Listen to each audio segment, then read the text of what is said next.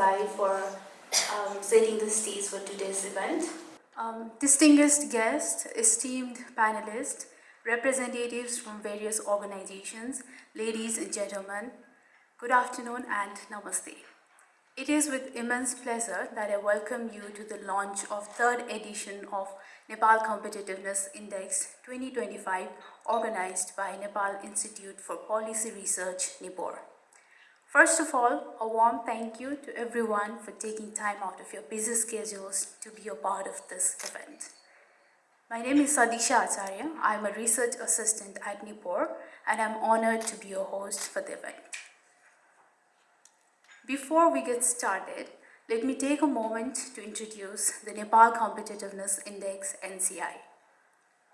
NCI is a flagship initiative by NIPoRe developed in collaboration with the Asia Competitiveness Institute at the Lee Kuan Yew School of Public Policy, National University of Singapore. NCI looks closely at how each province of Nepal is performing by examining 64 different indicators and then ranks the provinces based on these indicators. The goal of this research is to provide policymakers, both here in Nepal and internationally, with key insights into the competitiveness of the 7 provinces. We believe that NCI will help policymakers adopt more pragmatic policies in the future for economic development. Before we move ahead, we're delighted to be joined by various distinguished dignitaries today. We're honored to have with us today as our chief guest the Economic and Development Advisor to the Right Honorable Prime Minister of Nepal, K.P. Sharma Oli, former Finance Minister, former Governor of the Nepal Rashtra Bank, former Vice Chairman of the National Planning Commission, Dr. Yuvraj Kathiora. Likewise, we're honored to have with us today as our special guest, former Vice Chairman of the National Planning Commission and former Governor of the Nepal Rashtra Bank, Mr. Dipendra Bahadur Chhetri.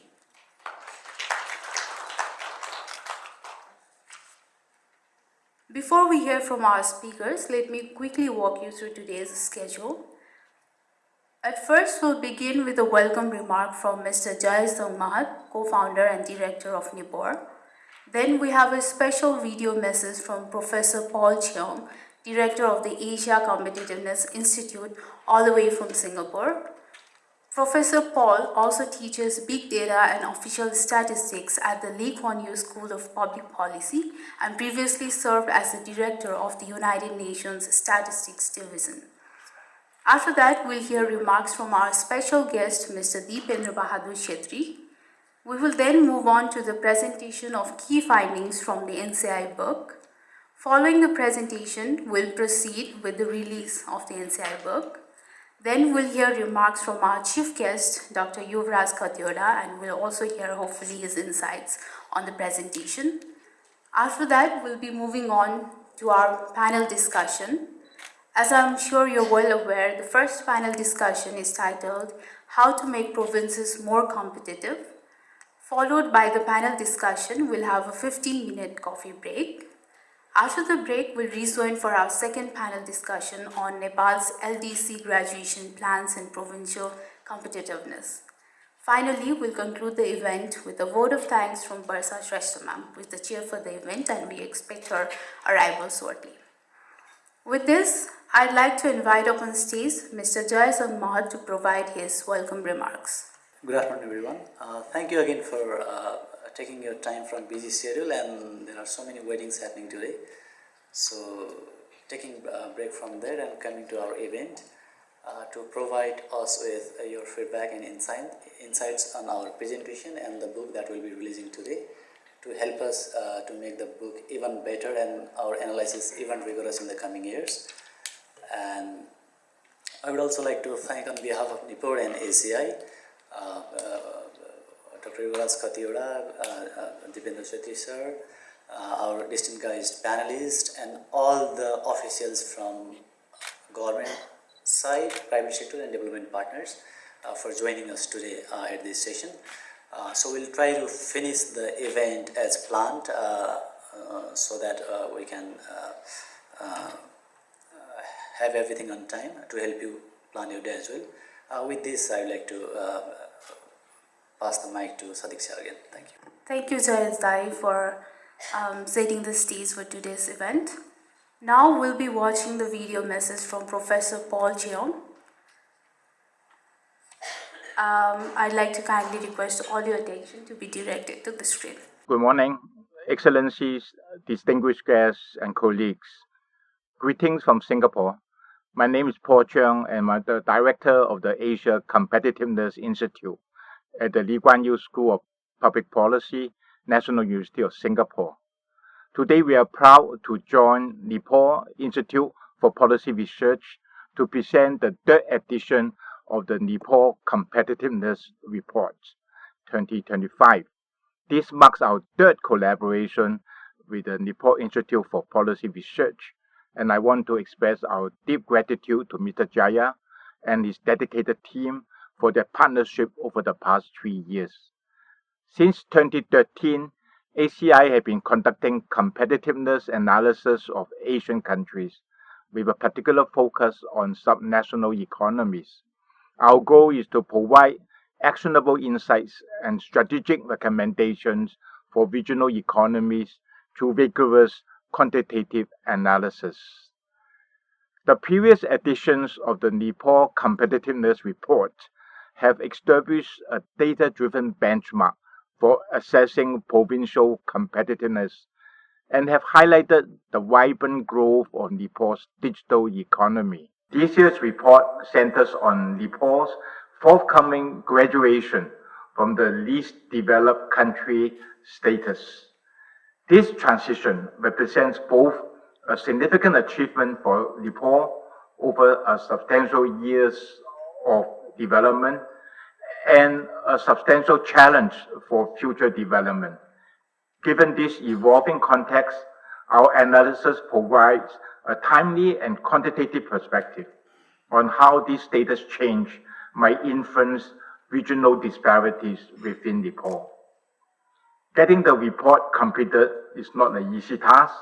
I extend my congratulations to Mr. Jaya and his team for their outstanding work on this latest edition of the report. I'm also grateful to the officials across various government ministries and departments for their invariable support and the provision of essential data. We look forward to continuing our fruitful collaboration in the years to come. Thank you all for joining us today, and I wish you a productive and enlightening conference. A big thank you to Professor Paul for sharing his insights even from afar. Now I'm delighted to invite upon stage our special guest, Mr. Deependra Bahadur Chetri, to provide his remarks. Setting this stage properly, respected Honorable former Finance Minister Dr. Khatiwada, Professor Cheong, though his physical presence is not here, let us honor him. Distinguished panelists, participants, ladies and gentlemen, a very warm afternoon.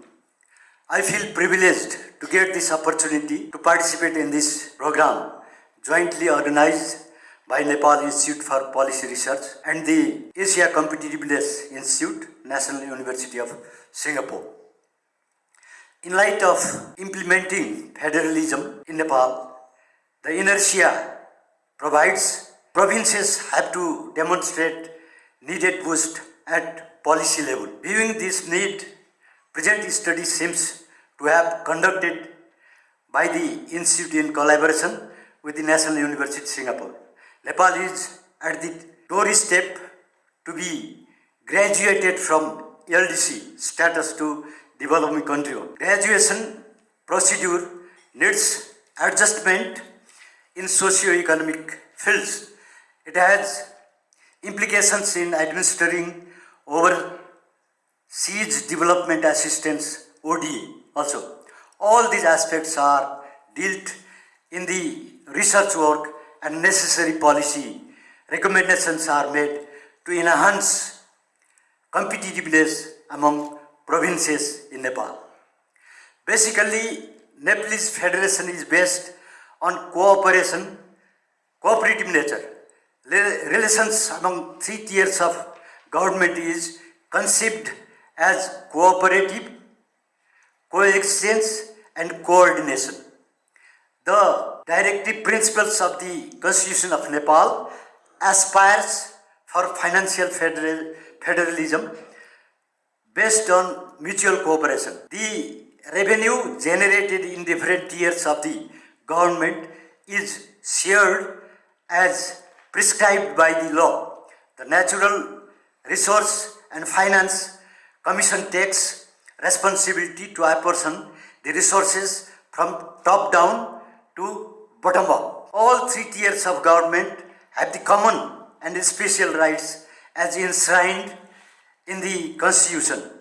Governments enjoy the right to enact appropriate law, formulate development planning and implement independently. However, in enacting laws, consultation is elicited with concerned provinces if it is related with others as well, especially natural resources and infrastructures covering more than one province. There are coordination conduits at the central and in the province level as well to sort out problems among and between different level of government. Common feature of government at the center, provinces and local level has been the incapacity in implementing budget properly.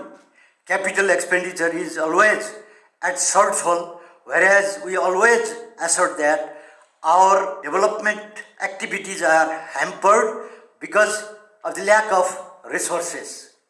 Skilled human resource, good governance and harmony and honoring time, etc. are some of the drawbacks in our governance system. Awareness of fulfilling the assurances given to stakeholders is greatly lacking. Political instability is another aspect hindering the smooth functioning, resulting in the uncertainty in bureaucracy. In this sense, federalism in Nepal is at infancy level and requires a rigorous exercise both at political and policy level. Against this background, the book launched today has pointed out strengths and weaknesses of the provinces. The insights study relied on are fundamental. One, macroeconomic stability, which is key for development, government and institutional settings, which reflects the permanent governance which is lacking in provinces because staff are being deputed by the central. It is not on time. Therefore, many times they complain that because of the absence of officials at the province and local levels, development aspects are being hampered. The final one, the financial, business and manpower conditions is equally important. All these reflect the overall performance of the provinces. On these accounts, provinces have demonstrated different results. Bagmati province, being at the nation's capital, has advantages over others. Hence, it lies ahead of other provinces in socio-economic and infrastructure field. Madhya Pradesh, Karnali and far western province have inherent disadvantages due to geographical and lack of infrastructure and shortcomings in the socio-economic fields. To meet the gap among provinces, the study recommends to utilize resources from overseas development assistance (ODA) so that healthy competitiveness among provinces could be assured.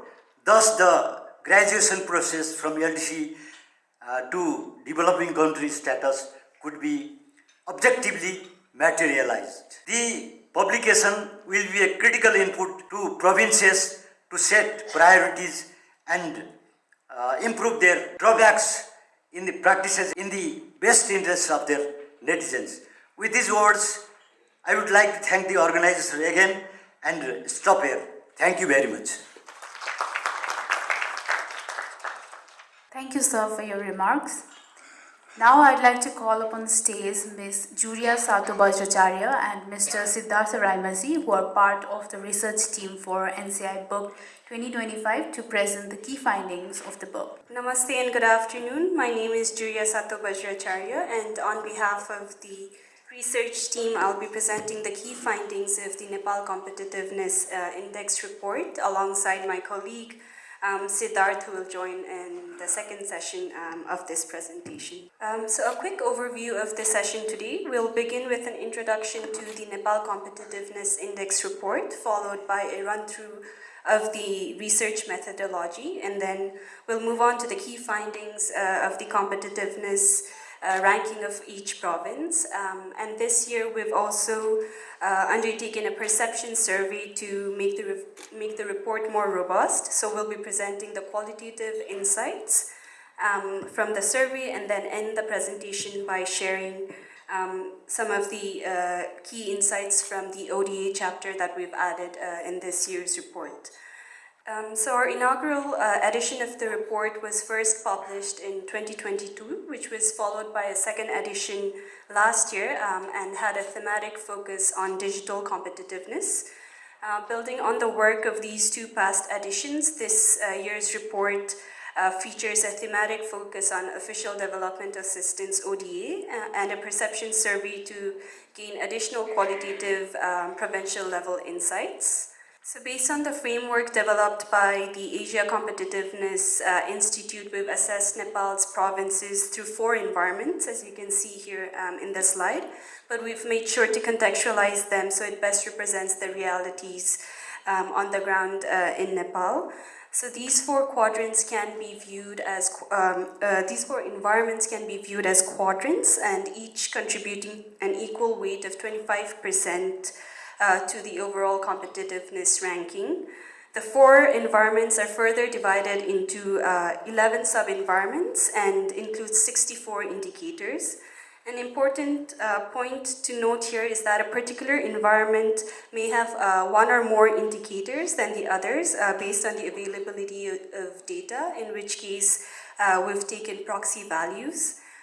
So the first environment, macroeconomic stability, considers the key economic indicators to measure the overall economic performance of the province. For example, data on each province's gross domestic product, openness to trade, foreign direct investment, among others, are included. The second environment, government and institutional settings, encompasses factors that reflect province's overall governance system, fiscal sustainability, accountability, and service delivery. These includes indicators such as budget balance, government revenue, and expenditure. The third environment, financial businesses and manpower conditions, measures aspects related to financial access, labor productivity, unemployment rates, etc.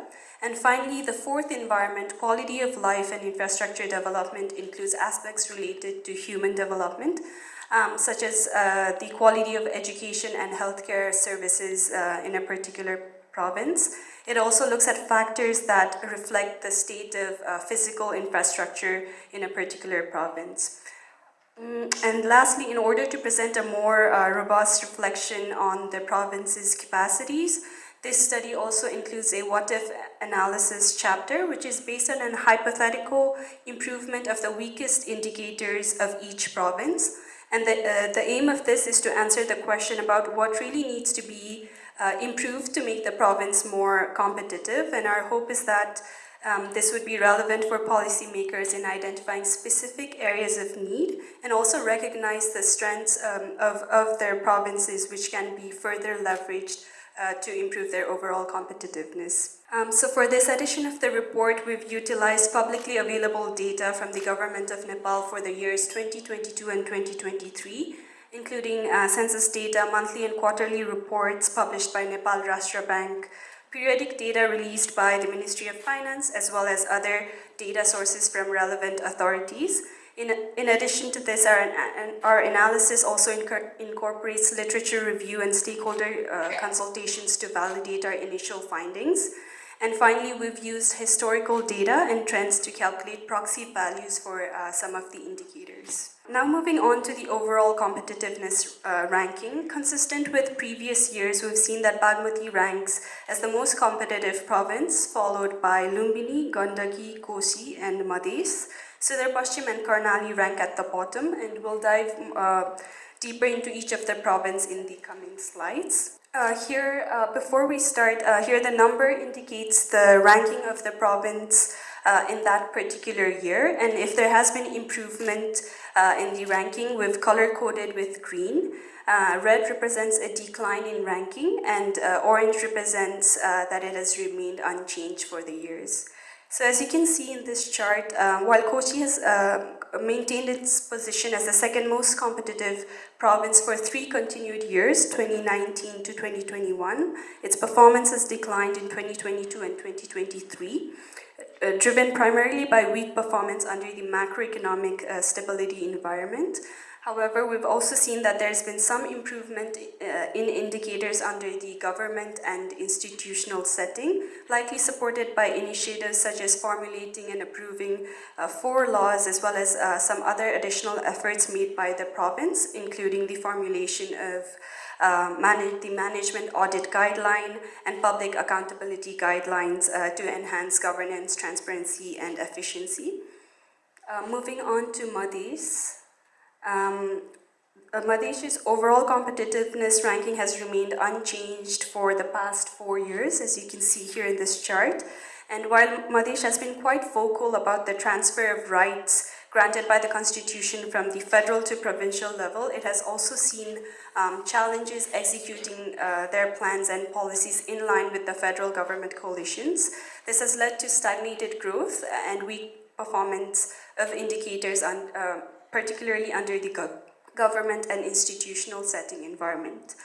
Many of the indicators that reflect the state of quality of life and infrastructure development has also been falling behind in the past 3 years.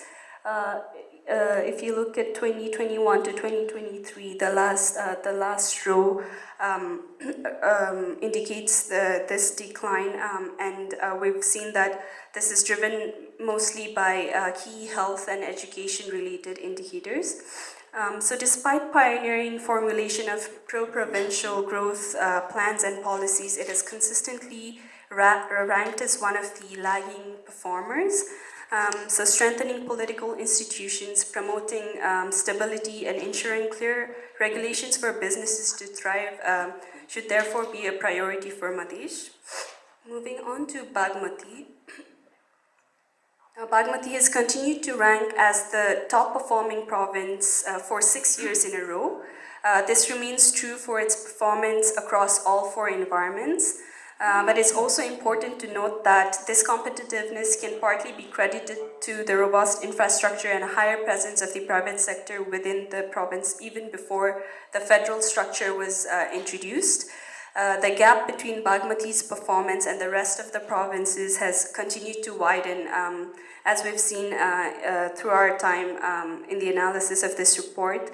So distributing resources that will maintain Bagmati's growth while significantly building the capacities of other provinces will be crucial for policymakers to consider. Moving on to Gandaki. Gandaki's ranking improved in 2019, driven by the optimism around the opening of the Pokhara International Airport, which may have boosted private sector investments and economic activities. However, in 2023, sluggish tourism and lower than expected economic growth significantly impacted Gandaki's performance. Implementing regular monitoring and accountability of major infrastructure projects will be an important move to make to fully realize the potential impact of such large-scale projects on the livelihoods of communities at the ground level. Performance in governance and institutional setting environment has also stagnated, and in line with our perception survey, which my colleague will speak to more later, but we've also seen an increasing dissatisfaction among the public. So urgent reforms will be important to address these administrative inefficiencies and to restore confidence in provincial government. At the same time, when we look at Gandaki, it also performs particularly well under the quality of life and infrastructure development environment. So to address disparities within the province, Gandaki's relatively balanced approach to growth could provide key lessons for other provinces as well, promoting local entrepreneurship through targeted funding, training programs, and investing in the development of micro-enterprises in agriculture and financial services can support provincial economic vibrancy. Lumbini's overall ranking between 2018 and 2023 has remained unchanged, and this was the case for 3 of the 4 environments that affect the overall competitiveness of Lumbini. Its performance in financial businesses and manpower conditions has stagnated, and it has remained unchanged throughout the years of our analysis. Re-evaluating private sector incentives across sectors could prove critical in identifying some strategic levers that could enhance its economic competitiveness. Moving on to Karnali, Karnali's performance is weak across all 4 environments, and it also ranks at the bottom among the 7 provinces. Many of Karnali's challenges stem from its complex geography, which limits its ability to fully capitalize on trade opportunities and develop a road and transport infrastructure. For example, it has to rely mostly on available Nepal-India border customs in Lumbini for global trade. Its rough terrain also does not allow for the province to build extensive road infrastructure. As a result, it has consistently ranked among the most lagging performers among the provinces. But comparing Karnali's performance between the 6-year period, while its overall ranking has remained unchanged, its performance under quality of life has improved. As you can see with the green mark at the bottom of this slide, the performance under government and institutional, however, has deteriorated, which you can see with the color red there. Moving on to Sudhir Paschim, it is also consistently ranked at the bottom, and is one of the lagging performers. This mainly results from Sudhir Paschim's complicated geographic terrain, poorly developed infrastructures and custom points for cross-border trade, and also highly volatile political situation for the past 7 years. There's been no change across 3 environments or the overall competitiveness ranking as shown in this slide. However, there's been slight improvement in government and institutional setting. Its performance under the quality of life and infrastructure development in 2023 has also improved, and this is driven by some key improvements in health-related indicators such as the quality of air, the number of hospitals established, etc. Increasing investments in primary healthcare services, particularly in hard-to-reach areas of the province, needs to be a continued priority for Sudhir Paschim. And with this, I will pass it on to my colleague Siddharth, who will present the key findings from the Perception Survey and the Official Development Assistance Chapter. Thank you, Zuriya. Good afternoon and namaste, everyone. I'm Siddharth Raimaji. So in this 10 to 15 minutes, I'm going to share about the key findings from the Perception Survey and brief highlights of Nepal's LDC graduation plan and development finance. So as Zuriya presented the findings on overall provincial competitiveness based on the 64 indicators from the government data. So now the Perception Survey explores how these rankings are perceived at the ground level.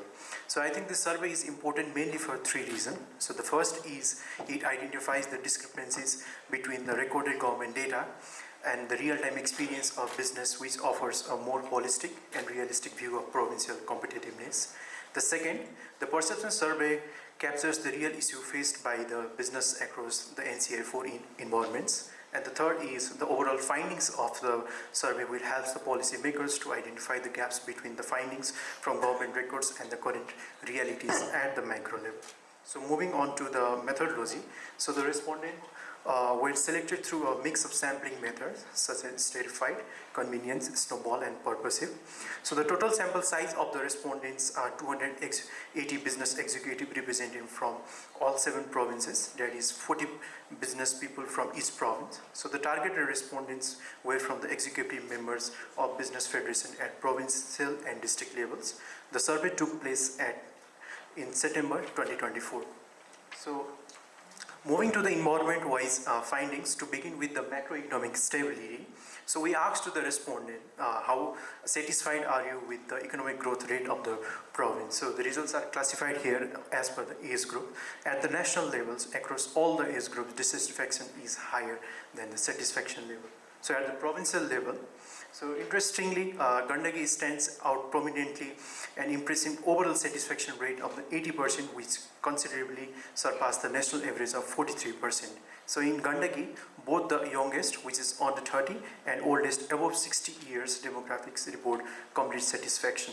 So this also indicates an exceptionally positive economic outlook for the age group. So moving on to the satisfaction level of the FDI. So nationally, dissatisfaction dominates perception of FDI with 87% dissatisfied compared to only 10% satisfied. So this reflects the significant barriers to FDI at the provincial level. So in contrast, local investment perceptions are more balanced with 50% satisfaction exceeding 45% dissatisfaction. So if we see the satisfaction level with local investment in the province, so Gandaki stands out the most actively for local investment with 85% satisfaction exceeding the national average. So, however, dissatisfaction is prominent in Karnali with 73%, Madhe 60% and Lumbini 58%. For the FDI, the provinces like Karnali, Madhes, Lumbini and Sudur Pasim faces high dissatisfaction level above 93%, so which reflects the widespread concerns and major obstacles in attracting FDI across the provinces. So building upon these results, this highlights the urgency to reduce the provincial economic gaps by prioritizing more support on agriculture and financial services in underperforming provinces like Madhes and Karnali, alongside simplifying the trade and customs regulations to facilitate smoother trade operations. So moving to the next environment, that is government and institutional setting. So entrepreneurs' dissatisfaction regarding transparency in budget formulation is a systematic issue that extends beyond the geographical boundaries. The overall satisfaction score on transparency relating to budget formulation stands at mere at 8%, which reflects entrepreneurs' lack of trust in governance issue. So province-wise, dissatisfaction regarding transparency in budget formulation is the highest among entrepreneurs from Madhes and Lumbini. So moving to the next slide, which is business ease of registration business. So there was a mixed response among the entrepreneurs regarding the ease of registering a business. So entrepreneurs reacted to a ease of registration business in their respective provinces, with 52% noting the process to be challenging, while 46% stated the process to be easy. So the results reflect disparity in administrative efficiency across provinces, provincial policies and access to resources and information. So moving to the next environment, that is financial business and manpower condition accounts the perception on the availability of financing sources.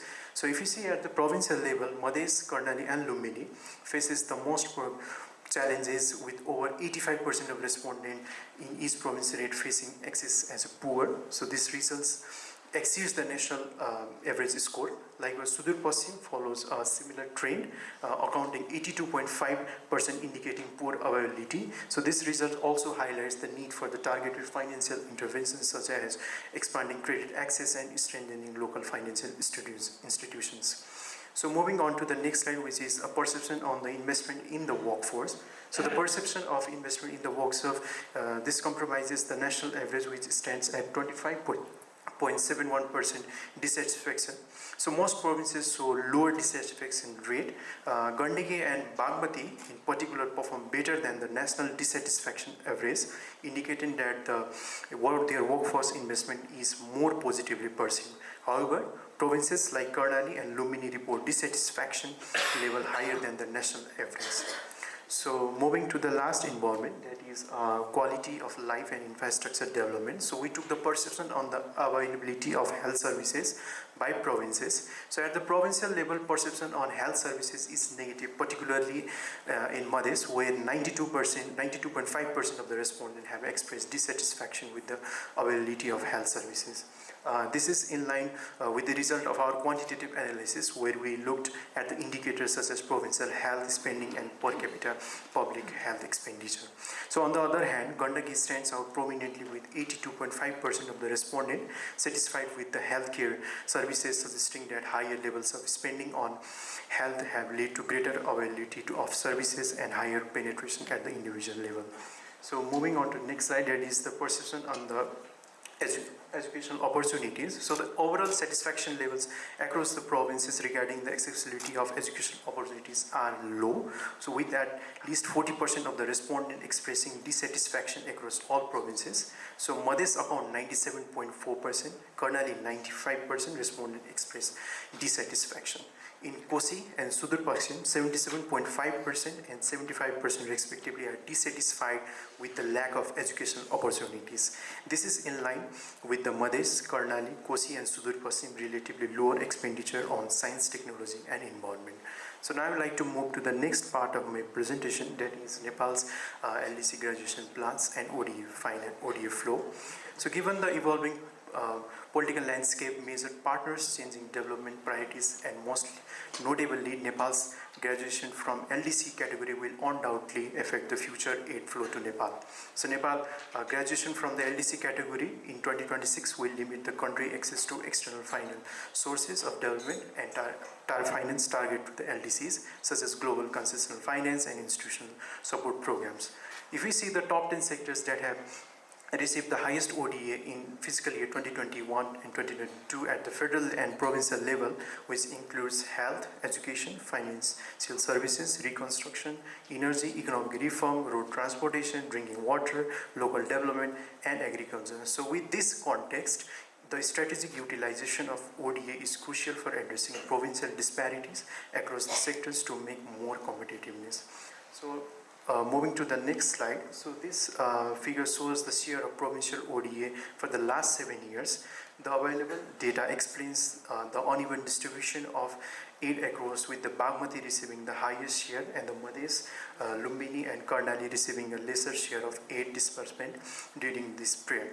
For example, if in fiscal year 2021-2022, Kosi and Madhes received less than $42 million, while Bagmati received more than $200 million in ODA respectively across the top sector which I mentioned before. So as these aid prioritized sectors at the central and provincial governments represent some key sectors closely related to the respective province competitiveness aspect, and alteration in this future aid flows to these sectors at the provincial level will affect 7 provinces overall competitiveness moving forward.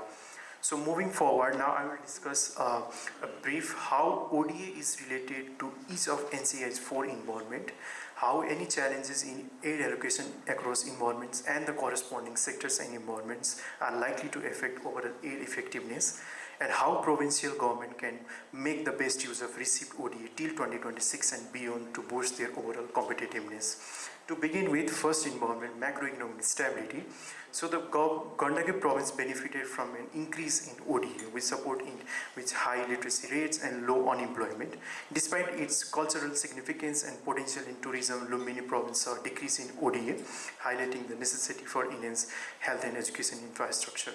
Similarly, in Karnali and Sudur Paschim, we saw a lower flow of ODA. So therefore, they need targeted funds to improve their poor infrastructure, road networks, literacy rates. Properly channeling ODA to these provinces' specific need is essential for fostering sustainable economic growth and ensuring successful graduation from the LDC status. So the next involvement, government and institutional settings. So there is a low government expenditure in Kosi and Bagmati and Lumbini. So these provinces should allocate limited funds to public services due to underfunding or policy preference for the private sector driven growth. So this can harm long-term competitiveness and exacerbate inequalities. So therefore, ODA can co-finance targeted public investment through conditional grants and incentivizing spending on social development and skill enhancement programs. So in financial, business and manpower condition, there is a need for financial and workforce investment. So actually investing in financial, infrastructure and workforce development is essential to address financial and labor market challenges. And similarly, expanding like the banking sector in Madhes and Sudur Paschim through ODA can enhance access to credit and saving promotions, which can promote economic participation and growth. So lastly, to the quality of life and infrastructure development environment. So most of the ODA to province have been directed towards improving quality of life and infrastructure. So in future, development assistance needs to be more targeted, building upon the progress made in the past decades. So another key area that the province could particularly benefit from the ODA is the digital transformation and literacy and transformation. So leveraging the power of development assistance to de-risk private sector investment in the sector could accelerate progress towards digital transformation across all the provinces. So with this, I would like to conclude my presentation. Thank you so much. And now we've reached the most anticipated part of the event, the launch of the NCI book 2025. To do the honors, I'd like to request all our speakers to come up on stage. Let's give them a huge round of applause, please. I'd like to invite on the stage our chief guest for the event, special guest for the event, and chair of the event, please, on the stage.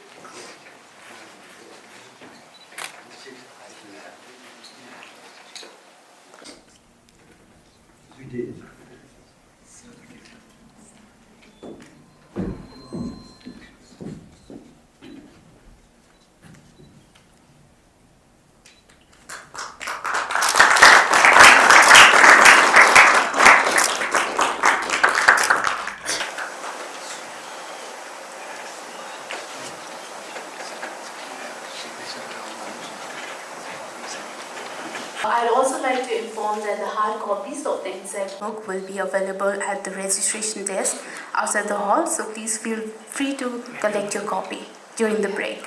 Now it is my immense pleasure to invite up on stage our chief guest, Dr. Yuvraj Khatioda, to provide his remarks.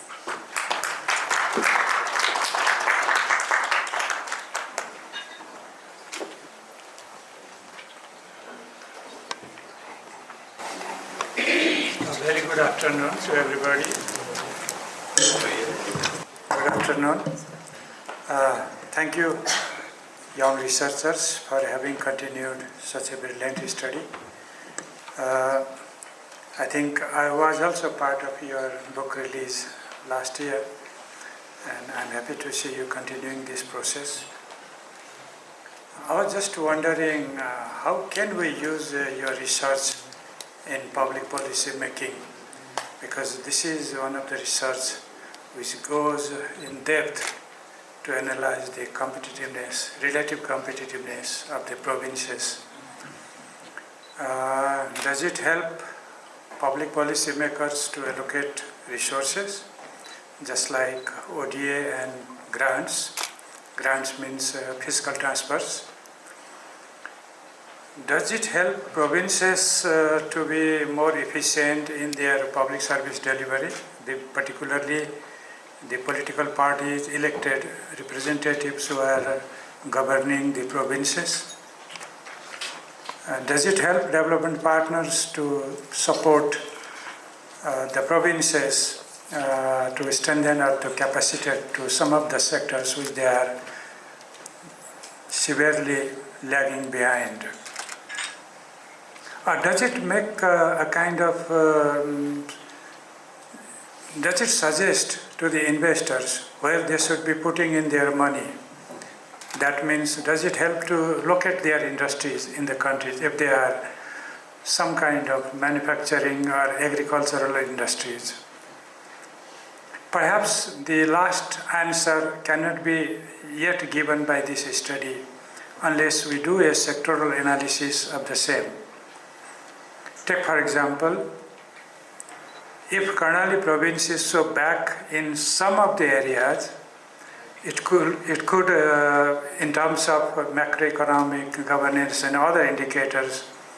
But if you do a sectoral analysis, perhaps in some sectors that could be the most competitive province.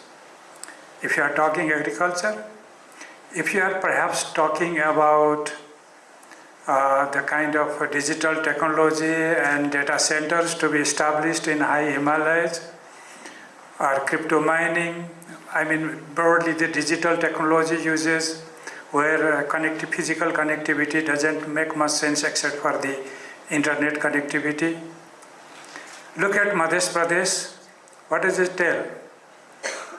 We have fertile land, we have better connectivity, we have access to facilities, but still it's not doing well. That simply means that for services, this is not so competitive as compared to others. But if you are talking about big manufacturing and some of the agricultural activities to be invested in that province, perhaps Madhya would come to be the first one. So this is a very broad and aggregative analysis of the competitiveness. That's fine, but if you go to sectoral analysis, sectoral competitiveness, resources will matter more than any other thing. Take for example, you need say 100 acre of land to have an industry. Where do you get it? You have to be in Madhya. If you want to see that your stuffs are to be exported and you need to have cross-border connectivity, you go to Madhya. If you are having your interest in agricultural business, large agricultural industries, you have to be in Madhya. That means the natural resource endowment is a competitive part of the whole process. If you are endowed with better natural resources, perhaps for those kind of investments which are based on natural resources, you would be the most competitive province. So, what I want to say by this is that the macro scenario doesn't undermine the possibility of being in high rank, even if you are in a lowest rank in the overall scenario. You might be still number one in several of other competitiveness areas if you go by sectors, going by sectors of the economy. This competitiveness index is basically meant to support business and industry, and also to support the government in public policy making, no doubt. But if I was an investor and I was trying to put my investment in one of the 7 provinces, I would like to see which province is most competitive in terms of putting my resources. But having said that, I have a different set of business to do that might be influential to make my decisions. If it was IT, it could be a different province. If it was big manufacturing, it could be a different province. If it was agriculture, it could be a different province. If it was hydropower and water resources, it could have been a different province. But then, what makes my decision to locate my industry in one of the 7 provinces? If other conditions are equal, then I would like to see the governance aspect. I would like to see the legal and regulatory framework, which province has done the best in terms of setting ground for investment. So, this study is very much indicative of what should be done, but going by sectors in detail in your next generation of research would help us to relocate our industry or locate our industries accordingly, or starting our business accordingly. The primary sector is agriculture and forestry. Which province is the best? Manufacturing and mining, which province is the best? In tertiary, financial and other kind of services, tourism and other services, which province is the best in terms of their competitiveness? We have yet to come that. And in the quaternary sector, like the 4th sector of the economic system that we talk as the digital economy, which province is the best? So let's do in our next generation of research that these 4 sectors be also analyzed in such a way that the location of industries or business becomes, decision for location of industries becomes easy for the investors. It could be FDI, external investors, or it could be the domestic investors. If I am a national investor, I want to put an industry in Nepal. So I could think based on your result that, well, Koshi is much better than Lumbini, or Lumbini is much better than Madhes, or Madhes is much better than Subir Paschim. This kind of information and ideas should be generated by this study, whereby firms and industries along with the government would also benefit from your research. Currently government benefits because we know which province is lacking in terms of competitiveness. This is for the public sector. But for the private sector to benefit immensely from your research, you need to do a sectoral analysis. The political message. The political message of such studies is that we are in a competitive politics. It's a multi-party political system. Provincial governments are made by different parties. Even if they are from the same party, there are personality issues.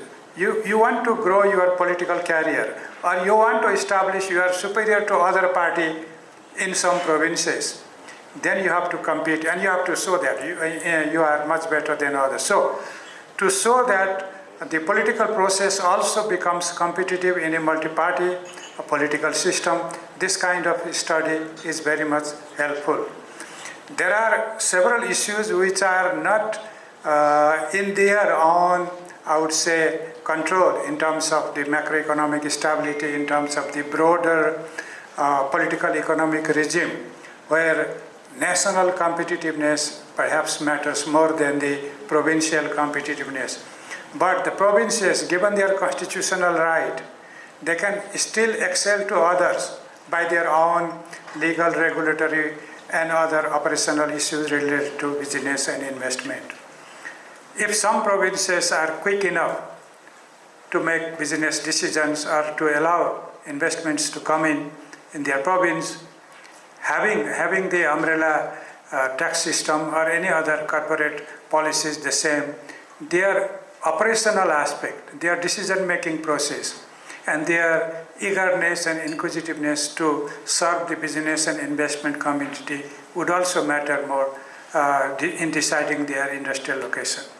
Now, think of an external investor coming to put an industry in Nepal. Why to put an industry? Okay, somebody wants to relocate industry from China to Nepal. Let's hope so, and which is happening in fact, or from Mexico to Nepal, which might also happen, because these countries are facing high tariffs from the US.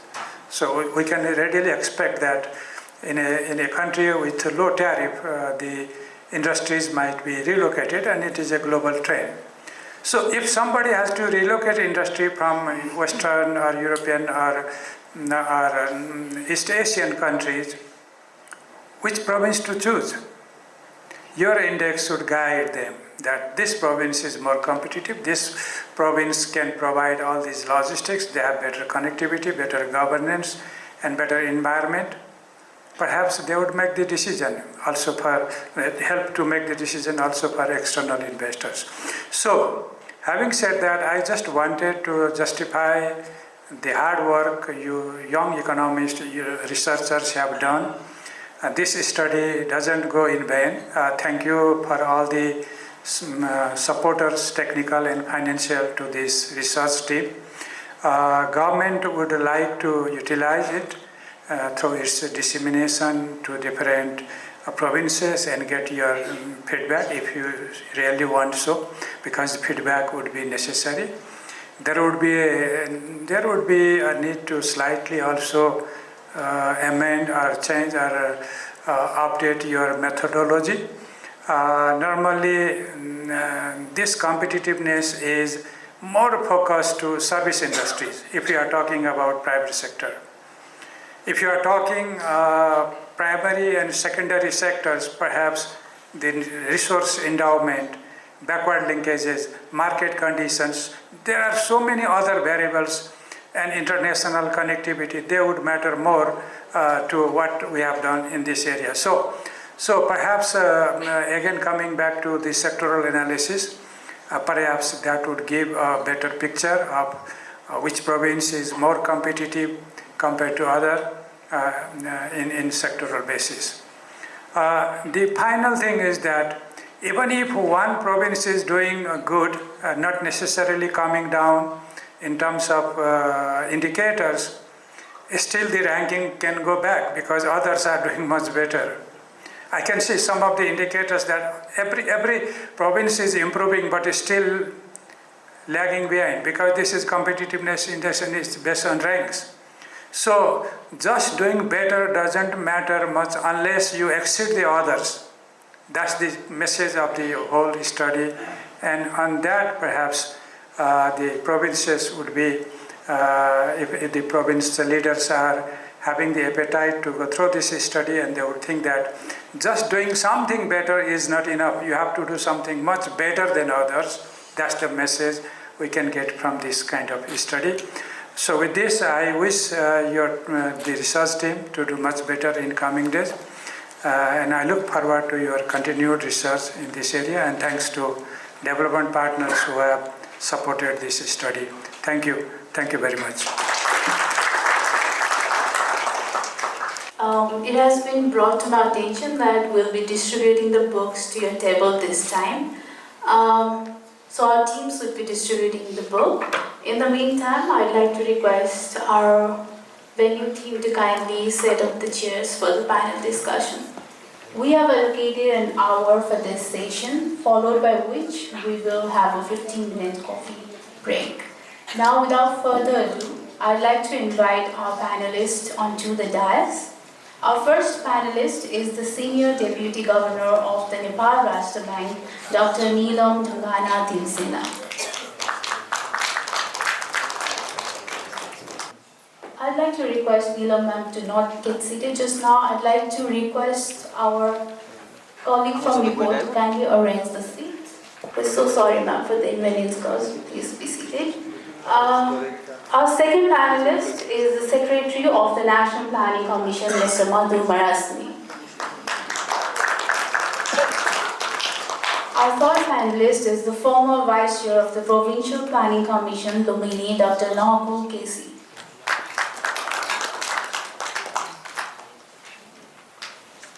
I'd now like to invite the moderator for this session, a research economist, Mr. Nishant Khanal, to kindly take over the discussion.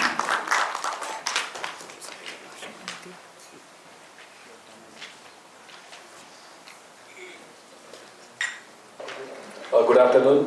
I'd like to apologize to our foreign colleagues. I think we're going to have this session in Nepali. So, sabaiको सहजताको लागि.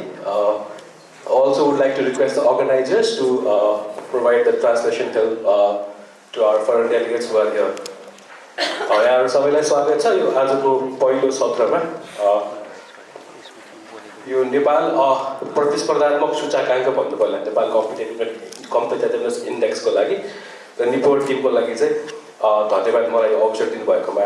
अघि doctor खतिवडाले हाम्रो यो प्यानलको लागि ठ्याक्कै set गरिदिनु भएको छ के भने यो आजको जुन रिसर्च आयो यसको उपभोक्ताहरू यो रिसर्च कन्ज्युम गर्ने पब्लिक सेक्टर 3000 हामीसँग हुनुहुन्छ र हामीले चाहिँ उहाँहरूले यो रिसर्चलाई कसरी उपभोग गर्न सकिएला नेपाल राष्ट्र ब्याङ्क प्रदेश योजना आयोग अनि त्यसपछि राष्ट्रिय योजना आयोगले कसरी गर्न सक्ला त्यो लेन्सबाट चाहिँ बढी आजको हाम्रो छलफललाई केन्द्रित राख्नेछौँ. अघि हामीले देखिसक्यौँ नेपालको यो प्रतिस्पर्धात्मक क्षमता हेर्दै गर्दाखेरि विभिन्न प्रदेशलाई विभिन्न सूचकाङ्कहरूमा बाँडिएको रहेछ. त्यसमा पुग्दै गर्दाखेरि त्यो साँच्चीकै सान्दर्भिक छ कि छैन भनेर मैले केही सूचकहरू हेर्दै थिएँ र केही समय पहिला चाहिँ एउटा रिसर्च कम्पनीले यस्तै रिसर्च गर्दाखेरि नेपालका बहुसङ्ख्यक जनताहरू चाहिँ आफ्नो आर्थिक वृद्धि आर्थिक उन्नतिबाट खुसी छन् भनेर भनेको देखिएको थियो भने हाम्रो सर्वेमा चाहिँ त्यो पर्सेप्सन अलिकति अर्कै खालको देखेको छु मैले होइन. यसका पनि विविध आयामहरू होला नि किन भयो भनेर यस सँगसँगै अब म सेसन अगाडि बढाउन चाहन्छु। मेरो पहिलो प्रश्न हाम्रो गिलम म्यामलाई, हामीले राष्ट्र ब्याङ्कबाट हेर्दै गर्दाखेरि र यो साथीहरूले गर्नुभएको अध्ययनको एउटा प्रमुख सूचक चाहिँ वित्तीय समावेशीकरण, वित्तीय फाइनेन्सियल एक्सेस होइन यो। अनि त्यसपछिबाट चाहिँ त्यस सँगसँगै वित्तीय अवस्थितिहरूले पनि प्रदेशहरूको प्रतिस्पर्धात्मक क्षमतामा असर पारेको देखिएको छ। म्याडम, यसमा चाहिँ अब हजुरले हेर्दै गर्दा नेपाल राष्ट्र ब्याङ्कले यसलाई कसरी हेरेको छ? राष्ट्र ब्याङ्कले साँच्चीकै यो प्रतिस्पर्धात्मक बनाउने गरी हाम्रो आफ्ना वित्तीय उपकरणहरूलाई प्रदेशहरूमा परिचालन गरेको छ कि छैन, यसलाई कसरी हेरिएको छ भनेर थोरै प्रकाश पारिदिन अनुरोध गरेँ। धन्यवाद। सर्वप्रथम यो कार्यक्रममा उपस्थित हुनुभएका नेपाल राष्ट्र ब्याङ्कका पूर्व गभर्नर देवेन्द्रबहादुर छेत्रीज्यू र त्यहाँ उपस्थित सम्पूर्ण महानुभावहरूमा मेरो हार्दिक नमस्कार छ। यो पोलिसी रिसर्च इन्स्टिच्युटले मलाई पनि यो प्यानलमा बोलाएर मेरो विचार राख्ने अवसर दिनुभएकोमा हार्दिक आभार व्यक्त गर्दछु। अब म क्वेसनतिर जान चाहन्छु।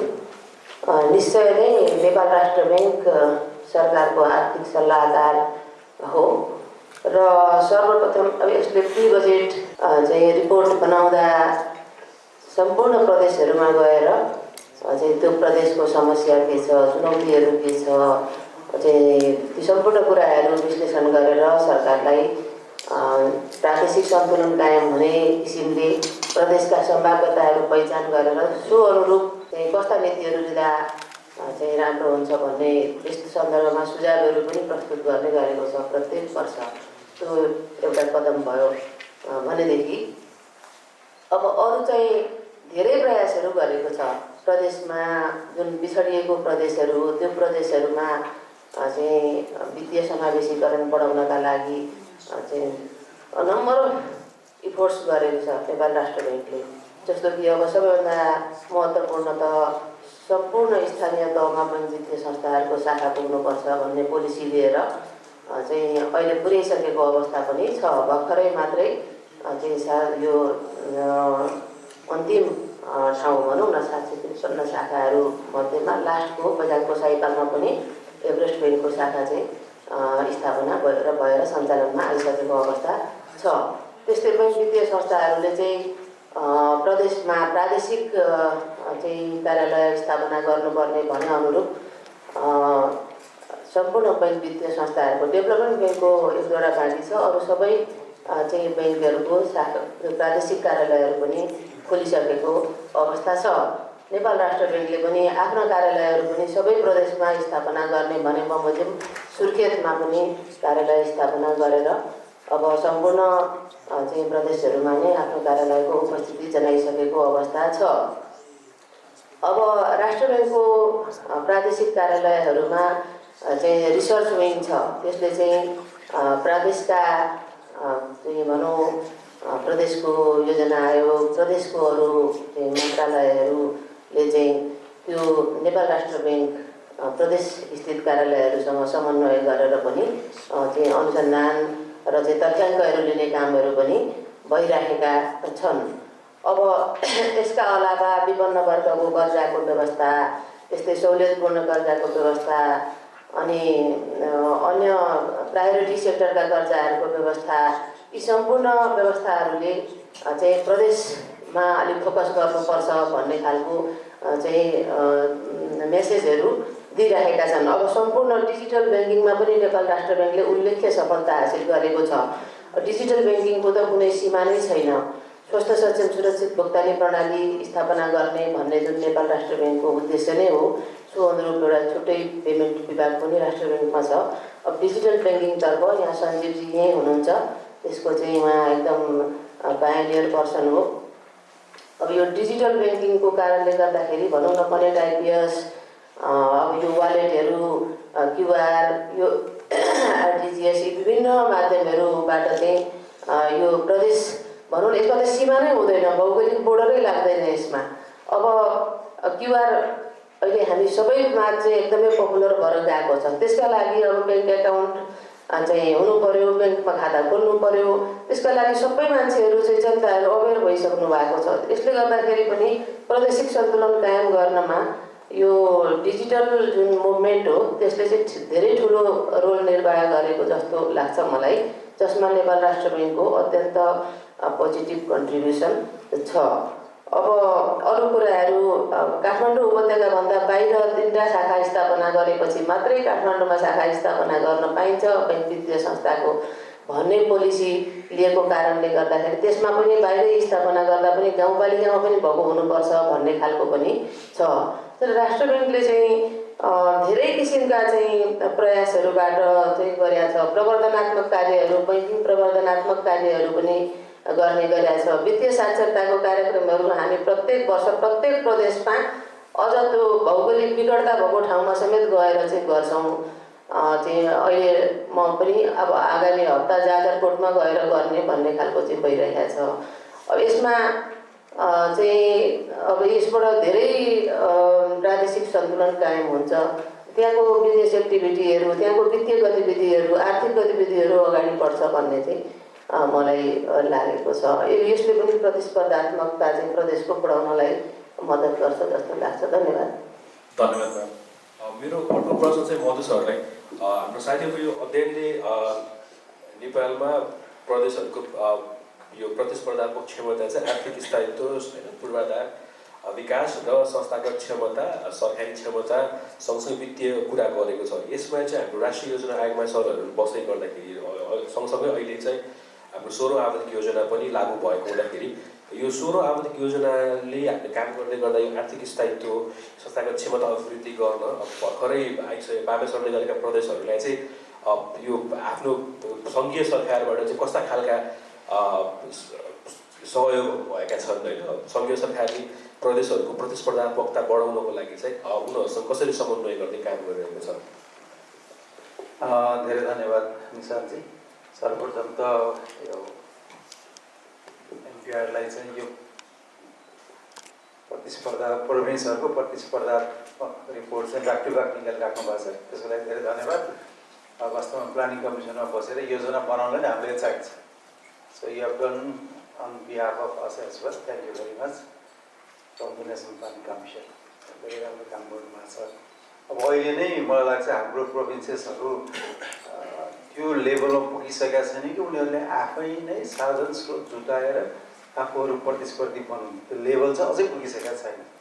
अहिले जति पनि मलाई लाग्छ यहाँ हामीले जुन खालको अब इन्फ्रास्ट्रक्चरको डेभलपमेन्टको, इकोनोमिक ग्रोथको जुन इन्डिकेटर्स नम्बर्सहरू अथवा प्रोभिन्सेसहरूको तलमाथि जुन ऱ्याङ्किङहरू 1 to 7 देखिरहेको छ, त्यसमा धेरै still they are dependent on the fiscal transfer अथवा सेन्ट्रल रेभिन्यू चाहिँ ट्रान्सफर धेरै जसो चाहिँ डिपेन्डेन्ट भएको देखाएको छ। त्यसैले पनि के भने हामीले चाहिँ जुन किसिमले अब संविधानले चाहिँ सङ्घीयतालाई अंगीकार गर्यो, त्यो सङ्घीयता चाहिँ अलिकति डेभलपमेन्ट सेन्टर हो, किनभने विकासलाई जनताको नजिक लाने भनेन हो है।